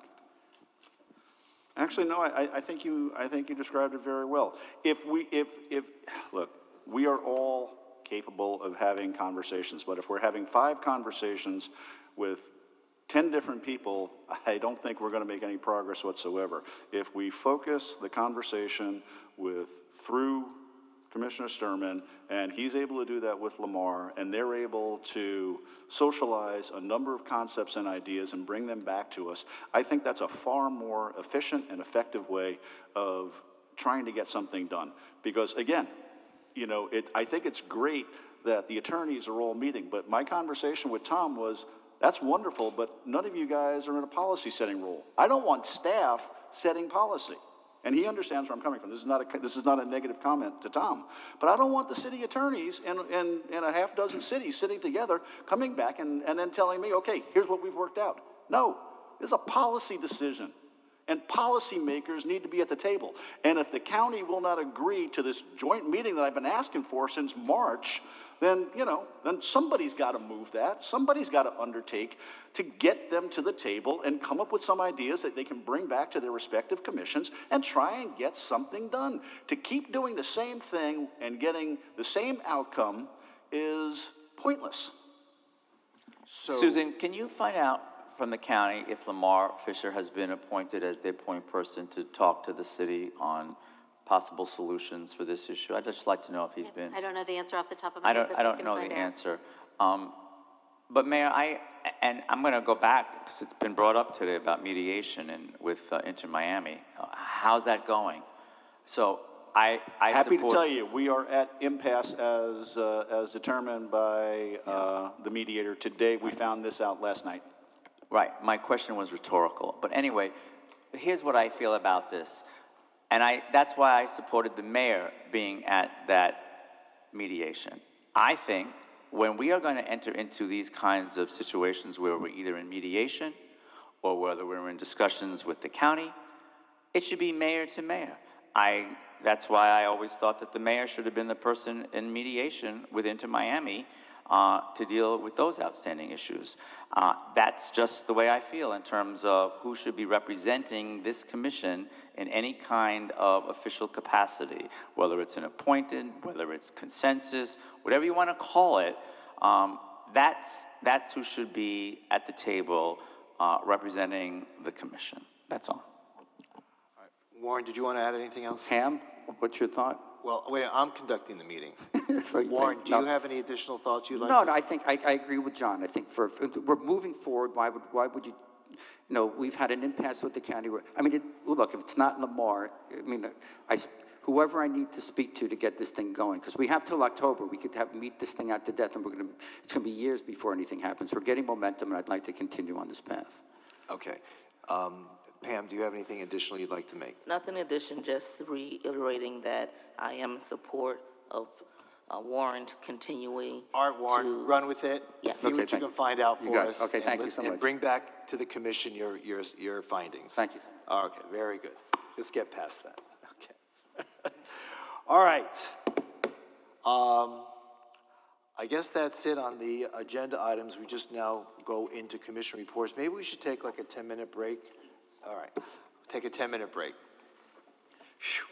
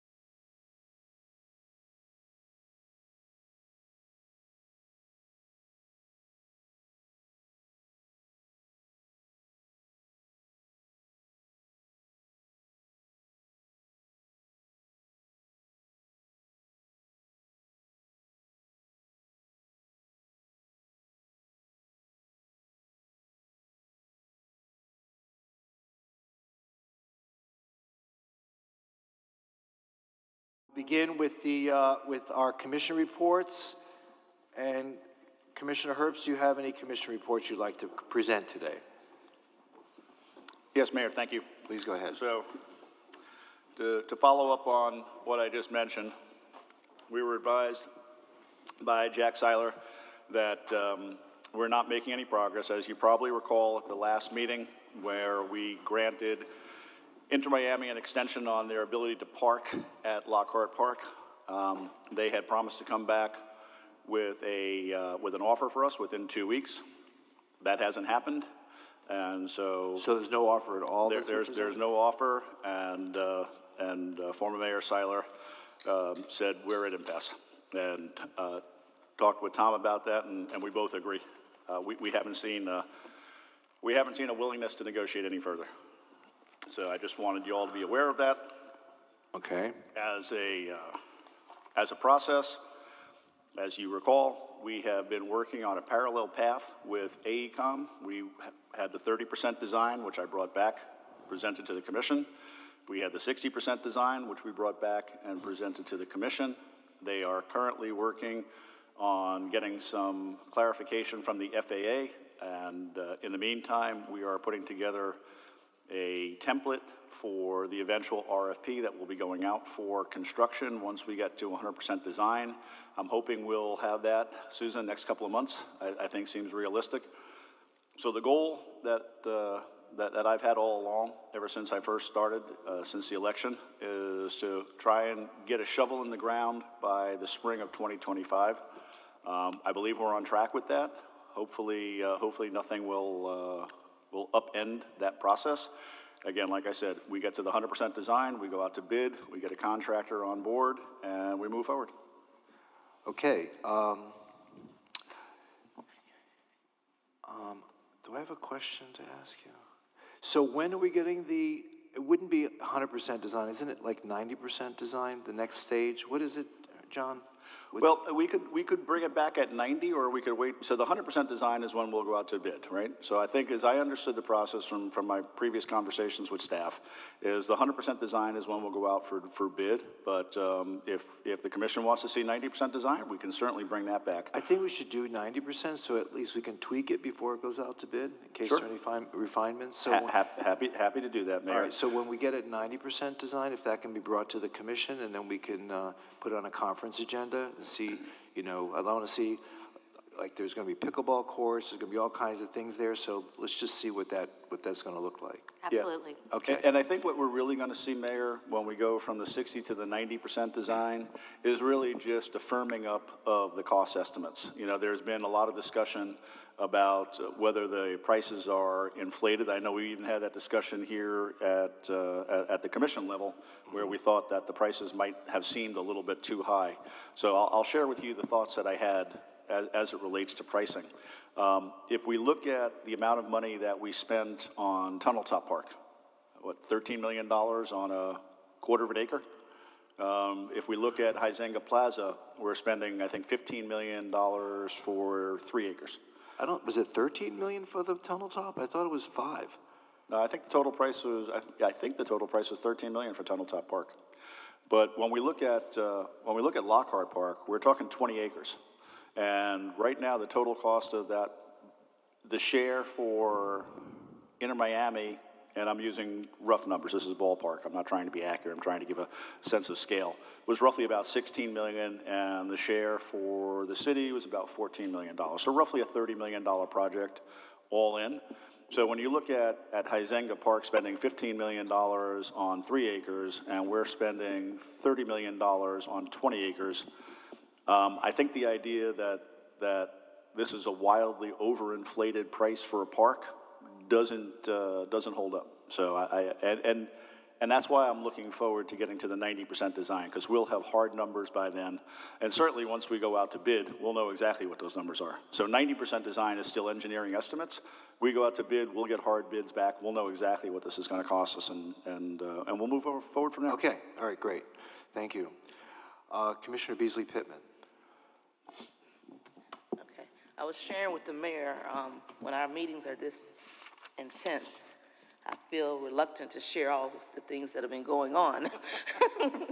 But we're gonna, yeah. So what did you do this summer? Oh, okay. I do have some things to share, really, as always, giving the honor to participate in events that are really impactful.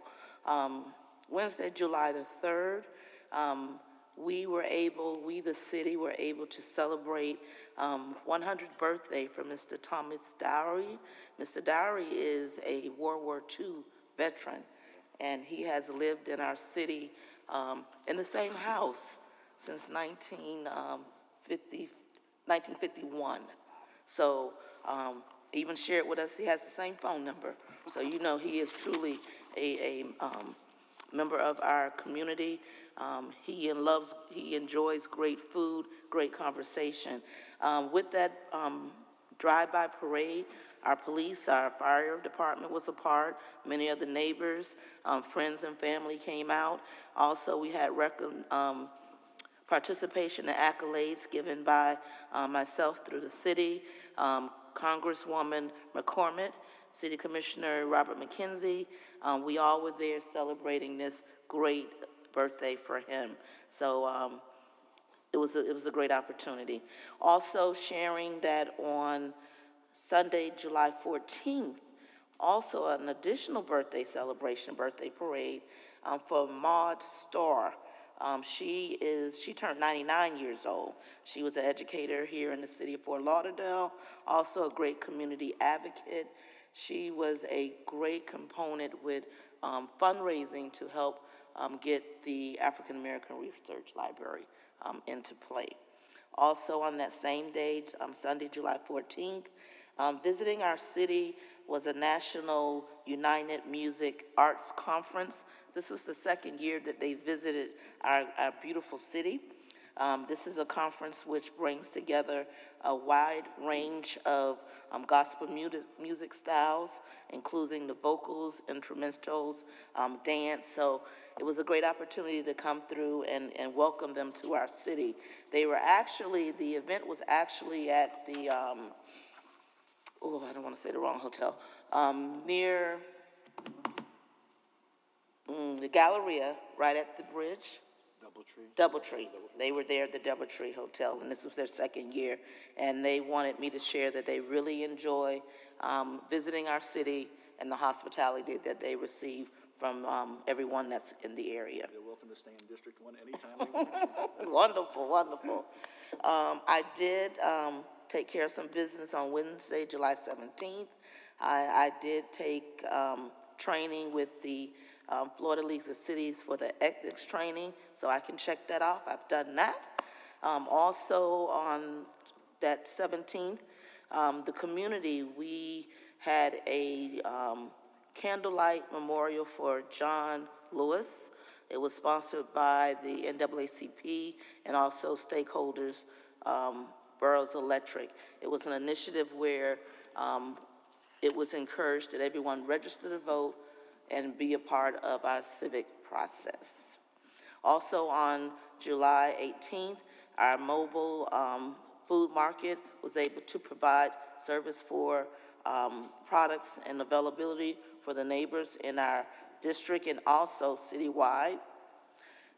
Moving down a little bit, on Wednesday, July 24th, along with our police chief, our mayor, and myself, that was the day that we did the press conference at Riverland Park, responding to the gun violence that we've seen in District 3 and also throughout the city, knowing that this is a issue that we need to address citywide, not only in District 3, but citywide. So we were able to stand together along with some stakeholders in the city. Also on that same day, Lieutenant Bobby Glenn, a memorial unveiling ceremony. He was the city of Fort Lauderdale, as well as Broward County's first black firefighter. And he was hired in September 1970. He passed away last year. But in this memorial at our African American Research Library, they presented a uniform that is on display giving all the bio of his life and the service that he has given to our city and our community overall. When he retired from the fire department, he continued his advocacy. He was deeply involved with community girls basketball and then mentoring young people. So this was a great opportunity to highlight and acknowledge all the great accomplishments of Lieutenant Bobby Glenn. All righty, let's see. Let's see what else we got here. Trying to condense it a little bit. Monday, August 5th through Monday, August 5th and August 6th, I was actually in Washington, D.C. With the National League to City regarding our opportunity with Great Jobs, Great Cities. Traveled with me was Daphne Sanville, Vaughn Howard, and also Susan Leon. And, you know, these are all employees here that are working with us to make sure that we are able to implement a great plan that has been provided through our federal government grant for under the infrastructure program. Had an opportunity to sit at a round table with the acting secretary of our U.S. Department of Labor, which is Juliet A. Sue. Great conversation. We talked about how we as a city are moving forward with the opportunity for Great Jobs, Great Cities. Just as a small recap, as a city, we are putting together a plan that will introduce individuals to skilled laborers again. We are going through the pipeline of 8th graders, starting with the 8th graders, also with military personnel that's come back to our city that may not necessarily have a skill, and then also single moms that are looking to change a skill, learn a new opportunity, a new skill. So that was a great opportunity. Also sharing that on August the 9th, Walker Elementary had an opportunity to meet with the principal. They have a new principal this season, this school term. Her name is Dr. Coachman Beavers, and she's really excited about being in our community and being able to help with the teachers educate our students. Okay. And I believe upcoming events.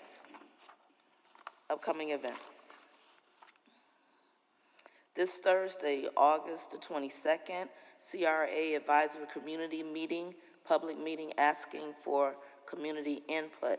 This meeting will be from 6 p.m. to 8 p.m., located at the L.A. Lee YMCA, the Mydale Center, and the Black Box Theater. The address is 1409 6 Trunk Boulevard. And again, this is for input regarding the CRA and the sunsetting of the CRA. So this is a great opportunity for the city overall. Come out, give your input for the direction of the discussion for extending the CRA. Also on Friday, the 23rd, August 23rd, 10 a.m. to 2 p.m., Live Well, Leave a Legacy. It's a senior's guide to health, happiness, and purpose.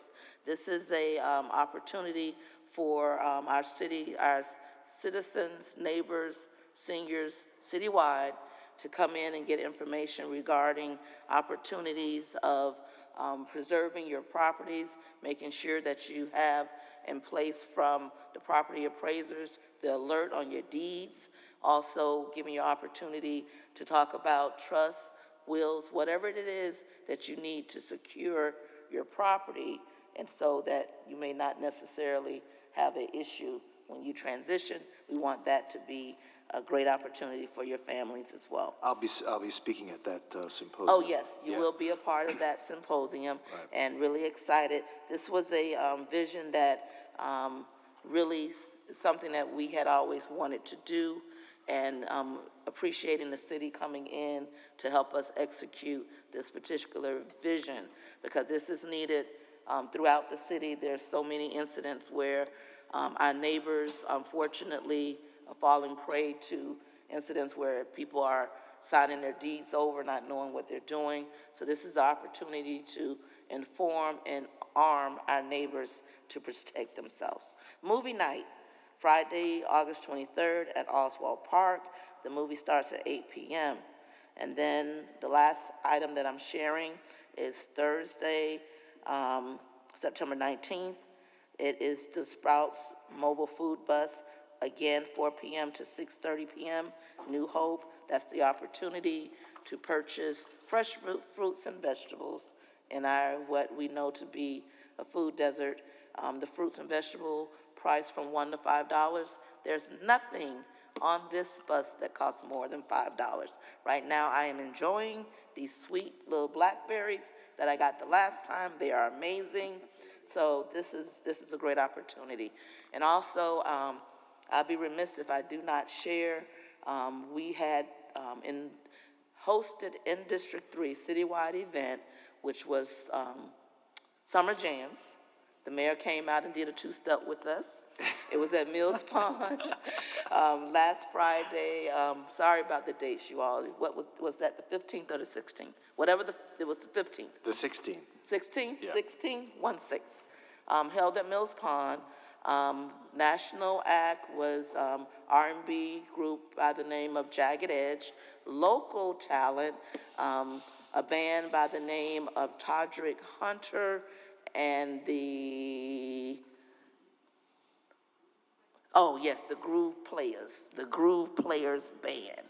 So it was a great night. We had a great time. District 4 Commissioner was there too. Oh, yes, you were. You did. But you weren't dancing. Yes, You should thank me for that. Yes, Warren, I'm sorry. How could I forget you was there? You were there It was a as well. beautiful night. The It was humidity very was beautiful. low, and it was just Yes. like perfect night. Yes, and I haven't spoke with police chief yet to find out what the exact numbers were, but it was highly participated.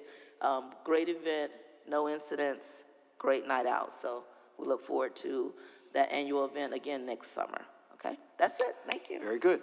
Vice Mayor? Yes, thank you, Mayor. Hope everyone had a great summer. I'll just start off by thanking Parks and Rec and everyone involved with the 4th of July spectacular on the beach. That was great. It was a lot of fun. Had a good time, nice crowd, and Vogue, for everyone that remembers, that was quite a performance of all their hits and a lot of other groups from those decades as well. So we had a good time. They were very nice people. Yes. Yeah, the Yes. Vogue folks. Very nice. Vogue is a very sweet, very nice lady. Yes, it was really a wonderful evening. Friday, July 5th, I had the pleasure of meeting with everyone to sign all of the documents for the International Swimming Hall of Fame project. Want to thank city staff for all of that work, and that enabled the developer to move forward with the financing piece of that puzzle, so that they can move forward with the east and west buildings on that peninsula. So that'll be terrific, because that's going to basically really top off that peninsula to do everything that we needed to see happen in going with what we've done on that peninsula as well, with the swimming pools and also the dive tower. Saturday, July 13th, had the pleasure of doing a roll call. I wanted to thank the chief and everyone from the police department. Roll call, if you haven't seen it before, is really a wonderful, wonderful event. And we did that at the City View Townhome block party, their summer annual block party, and it was really great. They had a terrific, terrific turnout of neighbors. That's such a fascinating little enclave, that little neighborhood, one of the first downtown.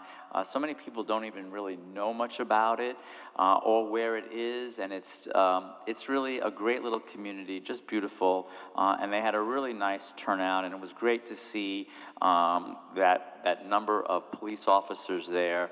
So thank you again to the chief and the police. That was really a great event.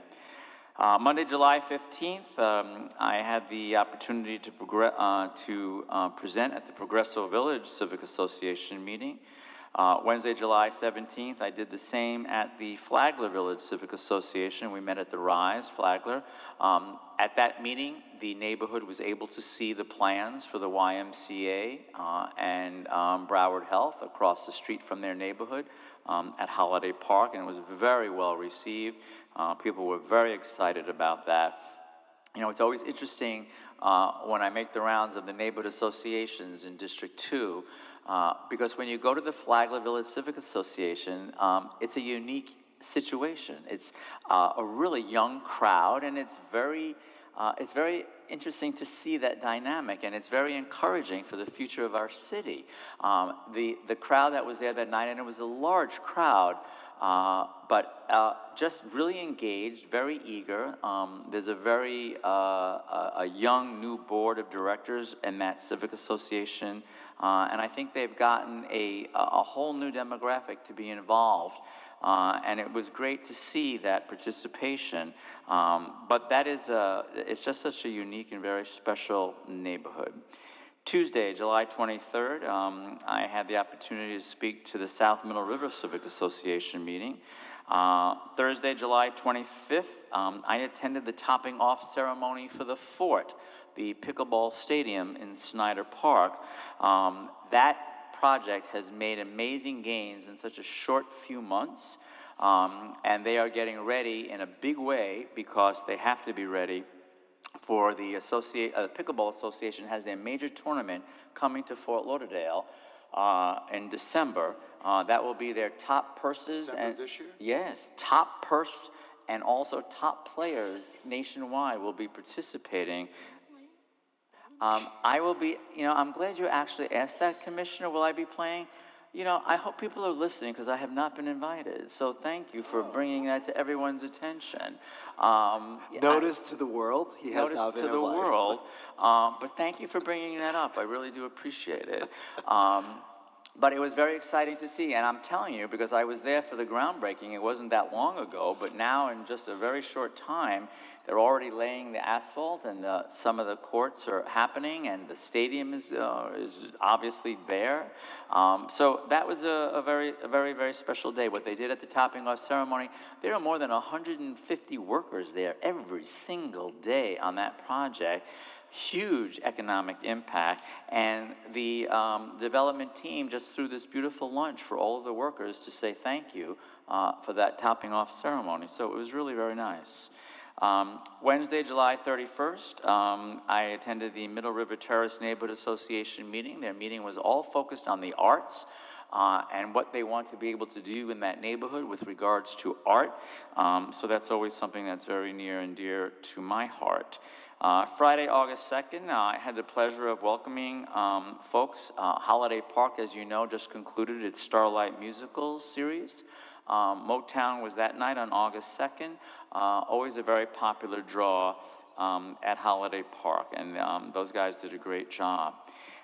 Thursday, August 8th, I had actually with the mayor and also Commissioner Sturman, we attended the Restaurant for Resilience Award that was presented to Even Keel Las Olas for their very focused environmental approach to their restaurant. And this was attended by Residents for Resilience and also Sierra Club.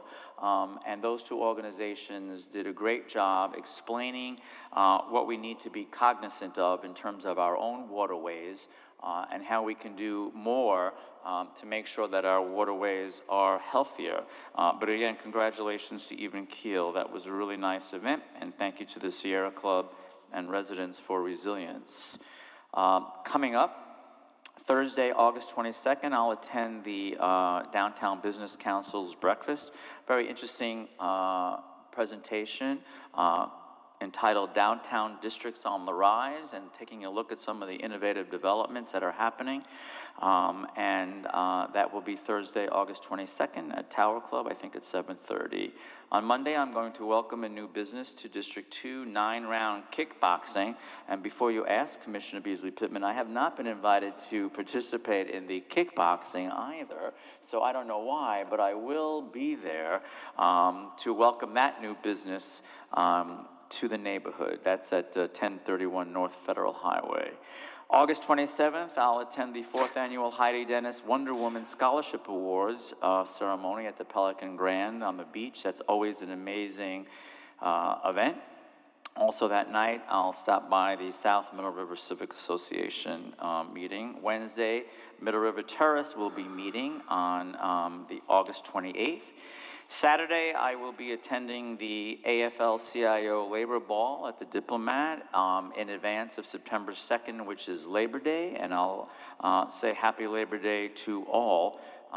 For all of our working men and women in the city, and also working families. I will look forward to that labor ball at the Diplomat. I did have just a couple of notes here. Susan, and I know we've had this conversation before, but I just want to make sure most people know, and this came up a little bit today when we heard about people in cars in parking lots and garages, but we have had an ongoing issue with the Himmershey Street garage. That's a tri-party agreement with the DDA, the Broward Center for the Performing Arts, and our city in managing that garage. But there have been some bad actors in that garage over the last year or so. And the noise and the impact on the Sailboat Bend Neighborhood Association adjacent in District 2, and then also I imagine some of the downtown in District 4 have been greatly impacted by that. What are they doing? There's gunshots, there's noise, blasting music, like 1, 2, 3, 4 o'clock in the morning. It's crazy what's going on there. So I know that we're working on shortening the hours on that garage, but the residents in Sailboat Bend have really had it already, and I don't blame them because I got a text message and a video sent to me at 5 o'clock the other morning, and I'm going, oh my gosh. It's just bad behavior. So hopefully we're working on that because we really need to before anything more serious happens at that parking garage. And then last but not least, Mayor, when we have the moment of silence this evening, I would like us to remember Stanley Tate. Stanley Tate, for those of you that don't know, he passed away recently at the age of 96. He is the father of Jimmy and Kenny Tate, who are our partners in the Bahia Mar project. If you Google this man, you will be amazed because you will think that you were reading the obituary of maybe 5 people. The life that this gentleman led and the things that he accomplished in his life, and starting from very humble beginnings, is really, really incredible. He is probably best known for the Florida prepaid college plan that more than 1.3 million students in our state have taken advantage of. Stanley, actually, he designed that plan, and he initially funded it with over $600,000 of his own money to get it going. And then we all know how important that plan has been for all of the young people in our state. He was involved, he was a home builder, he was a developer, he was involved with the Resolution Trust Corporation, and actually was called upon by several presidents, United States presidents, for his expertise and his knowledge and his wisdom and his advice. And he served on so many boards and committees, but again, just a very incredible life, a life, you know, I know it's cliche to say a life well lived, but that's exactly what he did. So I think that we should remember he obviously had very strong connections to Fort Lauderdale as well. I heard some wonderful stories from former city manager George Hanbury. And this was just an oversized presence for South Florida. So if we could remember him, and condolences to Jimmy and to Kenny Tate, and I'm trying to remember now, I apologize. I know that there was a sister, and I will think about it 2 seconds. Let me just look at this article. Yes, I'm sorry. It was his wife, Joni, and Kenny, Jimmy, and Linda is their sister. So, and there were many grandchildren and also great-grandchildren. So our condolences to an amazing man. And that's it for me, Mayor. Thank you. Okay, thank you. Commissioner Sturman. 3 things. I'm quick. Number 1, school's open. So a couple of things. Please, if you're a driver on the road, beware of school zones and safety and drop-off and pickup times. In that regard, to all the children out there, great year ahead of you. I know your summer vacation's over. Any parents in the room? Raise your hand. Any parents? Your vacation just started. Number 2, we're going to have a budget town hall a week from tomorrow. Just stay tuned. My staff will get the word out, but a town hall on preparing everybody for our budget coming up. And the third thing, last thing, is that the camera that's on right there? Okay. Today's election day. I want everybody to remember to vote. So everybody go ahead and vote today. Now! Turn the TV off. We'll be back here. Go vote. We'll be here Before when you're done. 7 o'clock. Yes. We'll be back. That's it, Mr. Mayor. That's it? Okay, great, thank you. Just a few things. Some of the things that were not mentioned. Let's see, during the summer I had an opportunity to meet the new port director over at Port Everglades, Joe Morris. Really great fellow, and really looking forward to working with him as we have more and more things going on between the city and the county over there at the port with the opening of the new convention center expansion and the new hotel. So it'll be exciting opportunities for us to work together there. On August 1st, the Ann Stork Center over in the very, very western part of the city had a sort of a grand reopening. For those of you who don't know much about the Ann Stork Center, it's a learning and training center for disabled individuals, and some really great people I got to meet out there, and very proud that Fort Lauderdale is able to house such a wonderful institution. August 6th, we had the National Night Out, often known as the Night Out Against Crime, and that was over at Carter Park. Really great turnout, and again, to connect our law enforcement individuals with neighbors to get to know one another better, and to really repeat that phrase, if you see something, say something, in order to help keep crime low in our neighborhoods. Let's see, on August 8th, in addition to the Resilience Social, I did the opening remarks for the Popcorn Frights Film Festival. Now, does anybody know what that is? No. Apparently, annually, and this was the 10th year of their holding their what they call a Frights Film Festival, all horror movies, and it's really great. It's free, and people at the Savor Cinema, and it was packed. And apparently, there's a following, a significant following, in which they have a film festival that lasts for 10 days, and in the last several years, it's been held in Fort Lauderdale. It started out in Wynwood, but now it's moved up to Fort Lauderdale, and it was actually very fun to see these movies happening in Fort Lauderdale. August 9th, the next day, they had the grand opening of the Supervisor of Elections headquarters, which is over on 21st Avenue. It's an amazing new facility. I don't know how they ever operated out of that cramped space over on 115 South Andrews, but this facility was amazing. But I have to say something about Joe Scott. With the moving and all the disruption, from going from one place to another, I'm amazed at what he's been able to accomplish in sending out mail-in ballots, communicating with people. When people vote, they get an email confirmation that their vote has been received. I just can't, it's been an absolutely seamless transition, and my hat's off to Joe for being able to really take hold of that operation and to make it work as efficiently as it has. Now, we'll know, the proof will be in the pudding tonight as we hear the returns coming in, but I have to tell you, just watching his level of communication with people is just amazing. I'm very, very, very happy to see him head up that election center. On August 12th, I went to the McCormick Foundation, Nutra McCormick, whose foundation helped fund the exchange student program that they have. There were 8 students from our our sister city in Duisburg, Germany, who came here and participated in a learning program. So thank you, Nucha, and thank you to the McCormick Foundation for continuing to sponsor that program.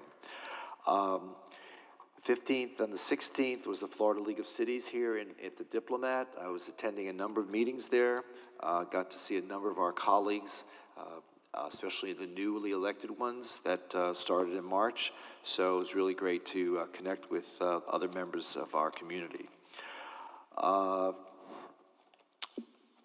This past Sunday, I participated in the Asian Indian Association India Independence Day. This happens every year. I believe Commissioner Beasley Pittman attended in a previous year. Was it last year? And it was really fun and great group of folks. And we're very pleased to have been able to host that at the Broward Center, which took place again last Sunday. Let's see. I too will be at the Labor Ball this weekend. It's going to be at the Diplomat Hotel, again in Hollywood. And it's always a great event, seeing our colleagues from other cities participate, and also members of the labor unions who host this event. And just want to wish everybody a happy and safe Labor Day weekend. It's a great time to get together with folks. It's the last day you can wear white. Just kidding. Yes, Don. I wanted to come approach to the commission an idea that one of our constituents has brought to my attention. What's that? For years. I spoke to each of you about this. It's a playground, designated children play area that different cities, including New York City, Miami Beach, Hollywood, and now I found out also Palm Beach County, have enacted an ordinance in their respective cities that prohibits anybody that's over 18 from being around a designated play area posted by without adult accompaniment. You have to be there attending or taking care of a child. If you're there on your own and hanging around, basically, you can't do that. It'll be against an ordinance. I have found that Hollywood this week alone issued 3 notices to appear for people who violate the law. They enforce the law all the time. So I have the lady who is here, Amanda Chalfant. She's not signed up.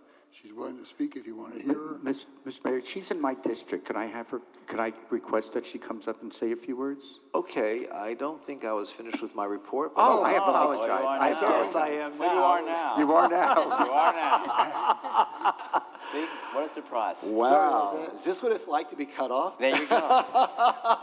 Come on up. Mayor, there goes I'm done. Mayor. Fine. Are you done, Mr. Mayor? I'm done. Mayor, what are you going to do about your fondness for monkey bars? Yeah, If this happens, you can't use the monkey bars anymore. Oh, my gosh. Please introduce yourself. Hi, my name is Amanda Chalfant, and I am a physician, actually an emergency room physician for Broward Health Coral Springs. And I'm the mother of the girl that was attacked at Hort Park last year. I actually started on the path to try to get this ordinance before you guys. Years before, I would spend every day, or it seemed like every day, at Hardy Park with my children when they were toddlers. And unfortunately, there are some strange people that are attracted to being around children.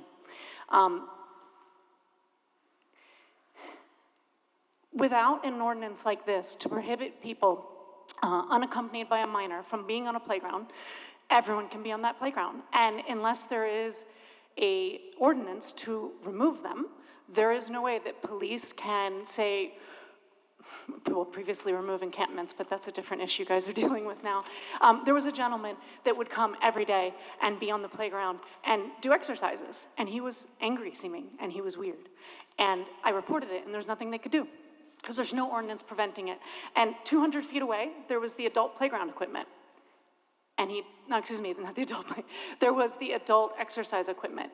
And he chose not to go to the adult exercise equipment. He chose to exercise next to the children on the children's playground.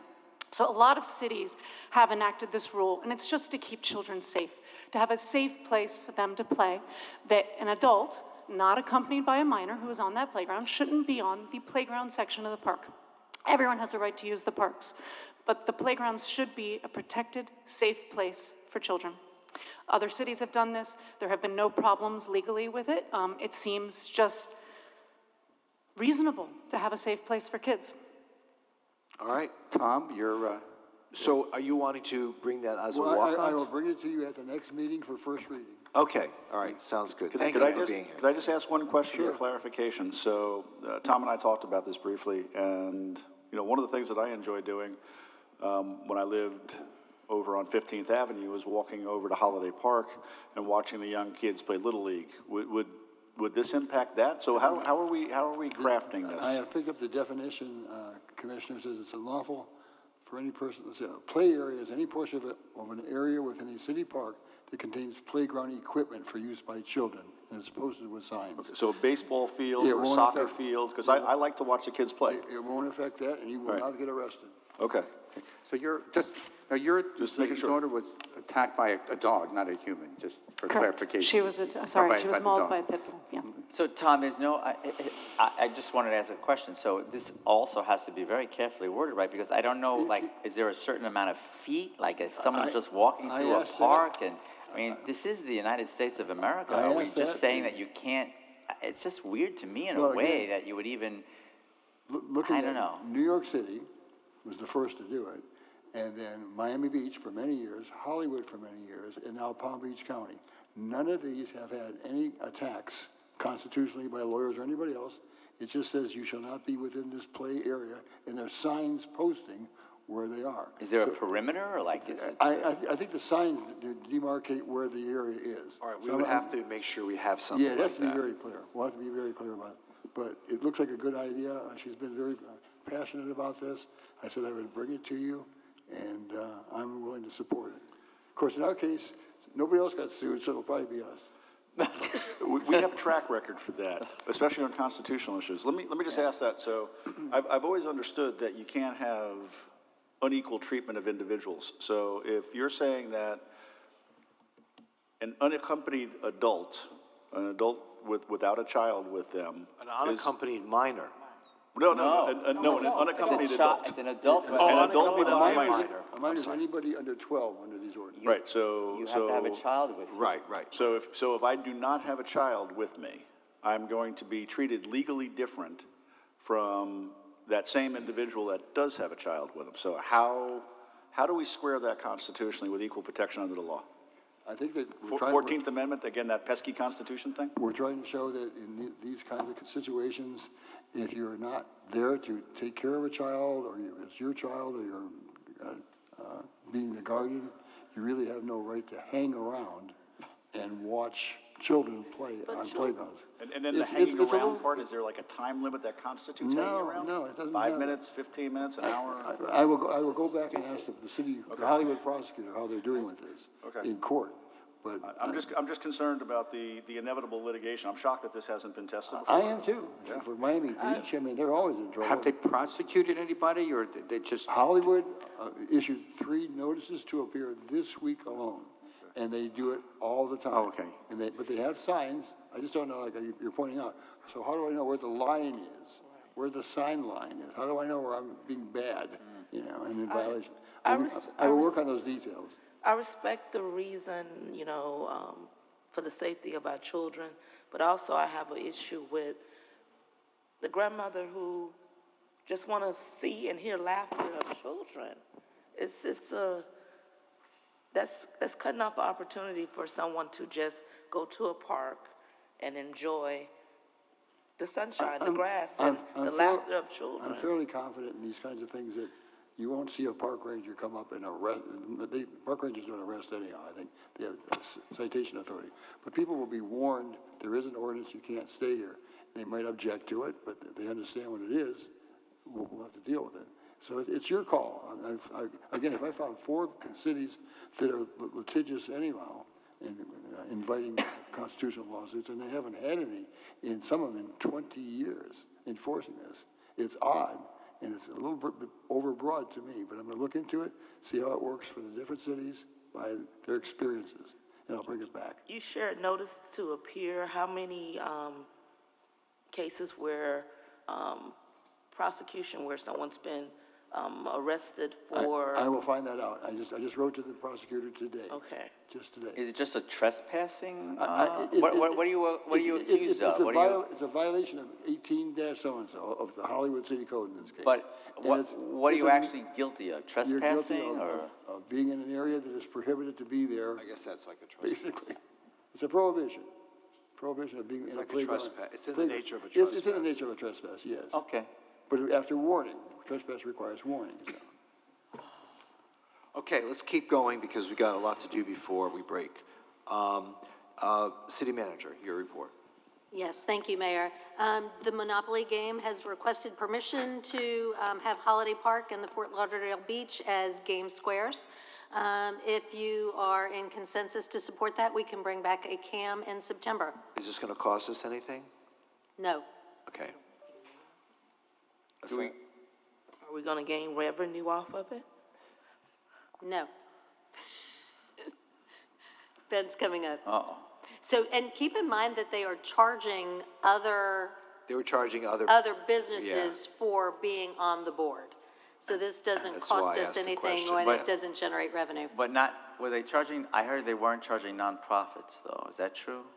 Well, the question is, are we going to be charged? And the answer is no. No. All right, that's all that Okay, matters. go ahead. That's correct. We would not be charged, we would not receive any kind of royalty or funds to us for the use of it. It was something that some community members recommended be Yeah, I on the think game. it's great. What is it, the And- beach and what? Holiday Park? Yes, those two. Any particular part of the beach? It's just Fort Lauderdale Beach in general. And so for both of those, there would, so for Central Beach, both yeah. of those, there would be an image the city would have to provide for that would be on the game square, and then there'd be an agreement that would memorialize that relationship. So as Susan said, if the commission is support, we'll work on that agreement and bring it back in September. Which square do we get? Two square. The one on the corner. That, it's actually defined in our draft agreement. I think it's one of the brown squares and one of the blue squares. So the beach will be near Boardwalk, Park Place? Yeah. Okay, let's keep going. Okay, Boardwalk got it. and Holiday Park. Also, city staff will be coordinating services with an outside vendor to mitigate exterminated iguana populations at the cemeteries, and we will be communicating with you about what impacts those might have. And finally, we're going to be doing a comprehensive report on the police headquarters in September, one of our conference meetings. But in the meantime, where did Anthony go? Is he here? I was going to ask Anthony just to He's give you right an there. update there. He's in back of me. Anthony's just going to give you a short update so we can give you a little information on what we've been doing. Okay, let him.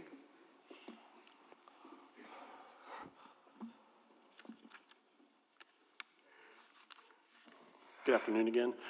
So I've spoken to all of you and given you an update recently, but just to recap, what we've been doing is working towards getting an additional structural enhancement to the deflection area of the police department headquarters. And that has been done through a consensus approach with our engineer of record, who is the sub to our architect of record, AECom. We brought in a third party, Latkus Engineering, who did a review to help develop that consensus approach. We are also looking to bring in another outside third party to look at that specific area of deflection, as well as peer review the remainder of the building so that we have a level of confidence that the actions that we're taking to address this are acceptable by everybody. And that's all at their expense? Yes. Okay. Now, I've gotten the AECOM's presentation, but the other one, the independent evaluator hasn't come to us. Would that be? He's on vacation right now, so we were looking to coordinate with your schedule. Okay, good. But we're still going to be able to do that for you. Okay, and the third one is going to be doing the whole building, not just that one spot, correct? They're breaking it up into two phases. Phase one will be the deflection area so that we can get that put behind us as quickly as possible, and then they're going to do the rest of the building as phase two. Thank you. Yep. Okay, any other questions of Anthony? Any other, okay. Tom, any further things? All right, there being no further business of the conference meeting, that meeting's adjourned, and we'll now convene the CRA meeting. If, Mr. Clerk, can you please call the roll? Commissioner Herbst? Present. Vice Chair Glassman? Here. Commissioner Beasley Pittman? Here. Commissioner Sturman? Here. Chair Trentalis? Here. Moving to M1, motion approving minutes for the July 2nd, 2024 board meeting. Do I hear a motion to approve? So moved. Do I hear a second? Second. Been moved and seconded. Please call the roll. Commissioner Herbst? Yes. Vice Chair Glassman? Yes. Commissioner Beasley Pittman? Yes. Commissioner Sturman? Yes. Chair Trentalis. Yes, and M1's approved. M2, a motion approving a subordination of the CRA mortgage from Johnny Investment Group to a new mortgage in favor of INB National Association, and authorizing the executive director to execute any and all related instruments and delegating authority to the executive director to take certain actions. We have someone who signed up to speak. Is that just to answer questions, or do you have any comments you'd like to make? Mr. Jared Williams. Jared Williams, yes, on behalf of Johnny Investments. Just here to answer questions. I mean, we support the recommendation to grant the motion. We need the subordination agreement for the refinance mortgage that we took out in May. Okay, very good. This is just a refinance, so do I hear a motion to approve? So move. Second. Been moved and seconded. Please call the roll. Commissioner Herbst? Yes. Vice Chair Glassman? Yes. Commissioner Beasley Pittman? Yes. Commissioner Sturman? Yes. Chair Trentalis. Yes, and M2 is now approved. Moving on to resolutions. R1, a resolution approving the final Community Development Agency operating budget and community investment plan allocations for the fiscal year 2025. Anyone have any questions with regard to this resolution? There being none, would someone like to introduce it? Introduced. The resolution's been introduced. Please call the roll. A resolution of the Board of Commissioners of the Fort Lauderdale Community Redevelopment Agency approving the final Community Redevelopment Agency operating budget and community investment plan allocations for fiscal year 2025 and providing for an effective date. Commissioner Herbst? Yes. Vice Chair Glassman? Yes. Commissioner Beasley Pittman? Yes. Commissioner Sturman? Yes. Chair Trentalis. Yes, and R1's now approved. R2, this is a resolution approving an interlocal agreement between the Fort Lauderdale Community Development Agency and the City of Fort Lauderdale for community redevelopment activity located in the Northwest Progresso Flagler Heights redevelopment area, and for the executive director to negotiate and execute any and all documents or instruments necessary or incidental to consummate the transactions. Does anyone have any questions with regard to this resolution? There being none, would someone like to introduce the resolution? Introduced. It's been introduced. A resolution of the Board of Commissioners of the Fort Lauderdale Community Redevelopment Agency approving an interlocal agreement between the Fort Lauderdale Community Redevelopment Agency and the City of Fort Lauderdale for funding of projects and community development activity within the boundaries of the Northwest Progresso Flagler Heights Community Redevelopment Area, providing for an effective date. Commissioner Herbst? Yes. Vice Chair Glassman? Yes. Commissioner Beasley Pittman? Yes. Commissioner Sturman? Yes. Chair Trentalis. Yes, and that resolution is now approved. Is there any further business of the CRA? There being none, that meeting is now concluded, and we'll have our evening meeting at 6 o'clock. Thank you, everybody.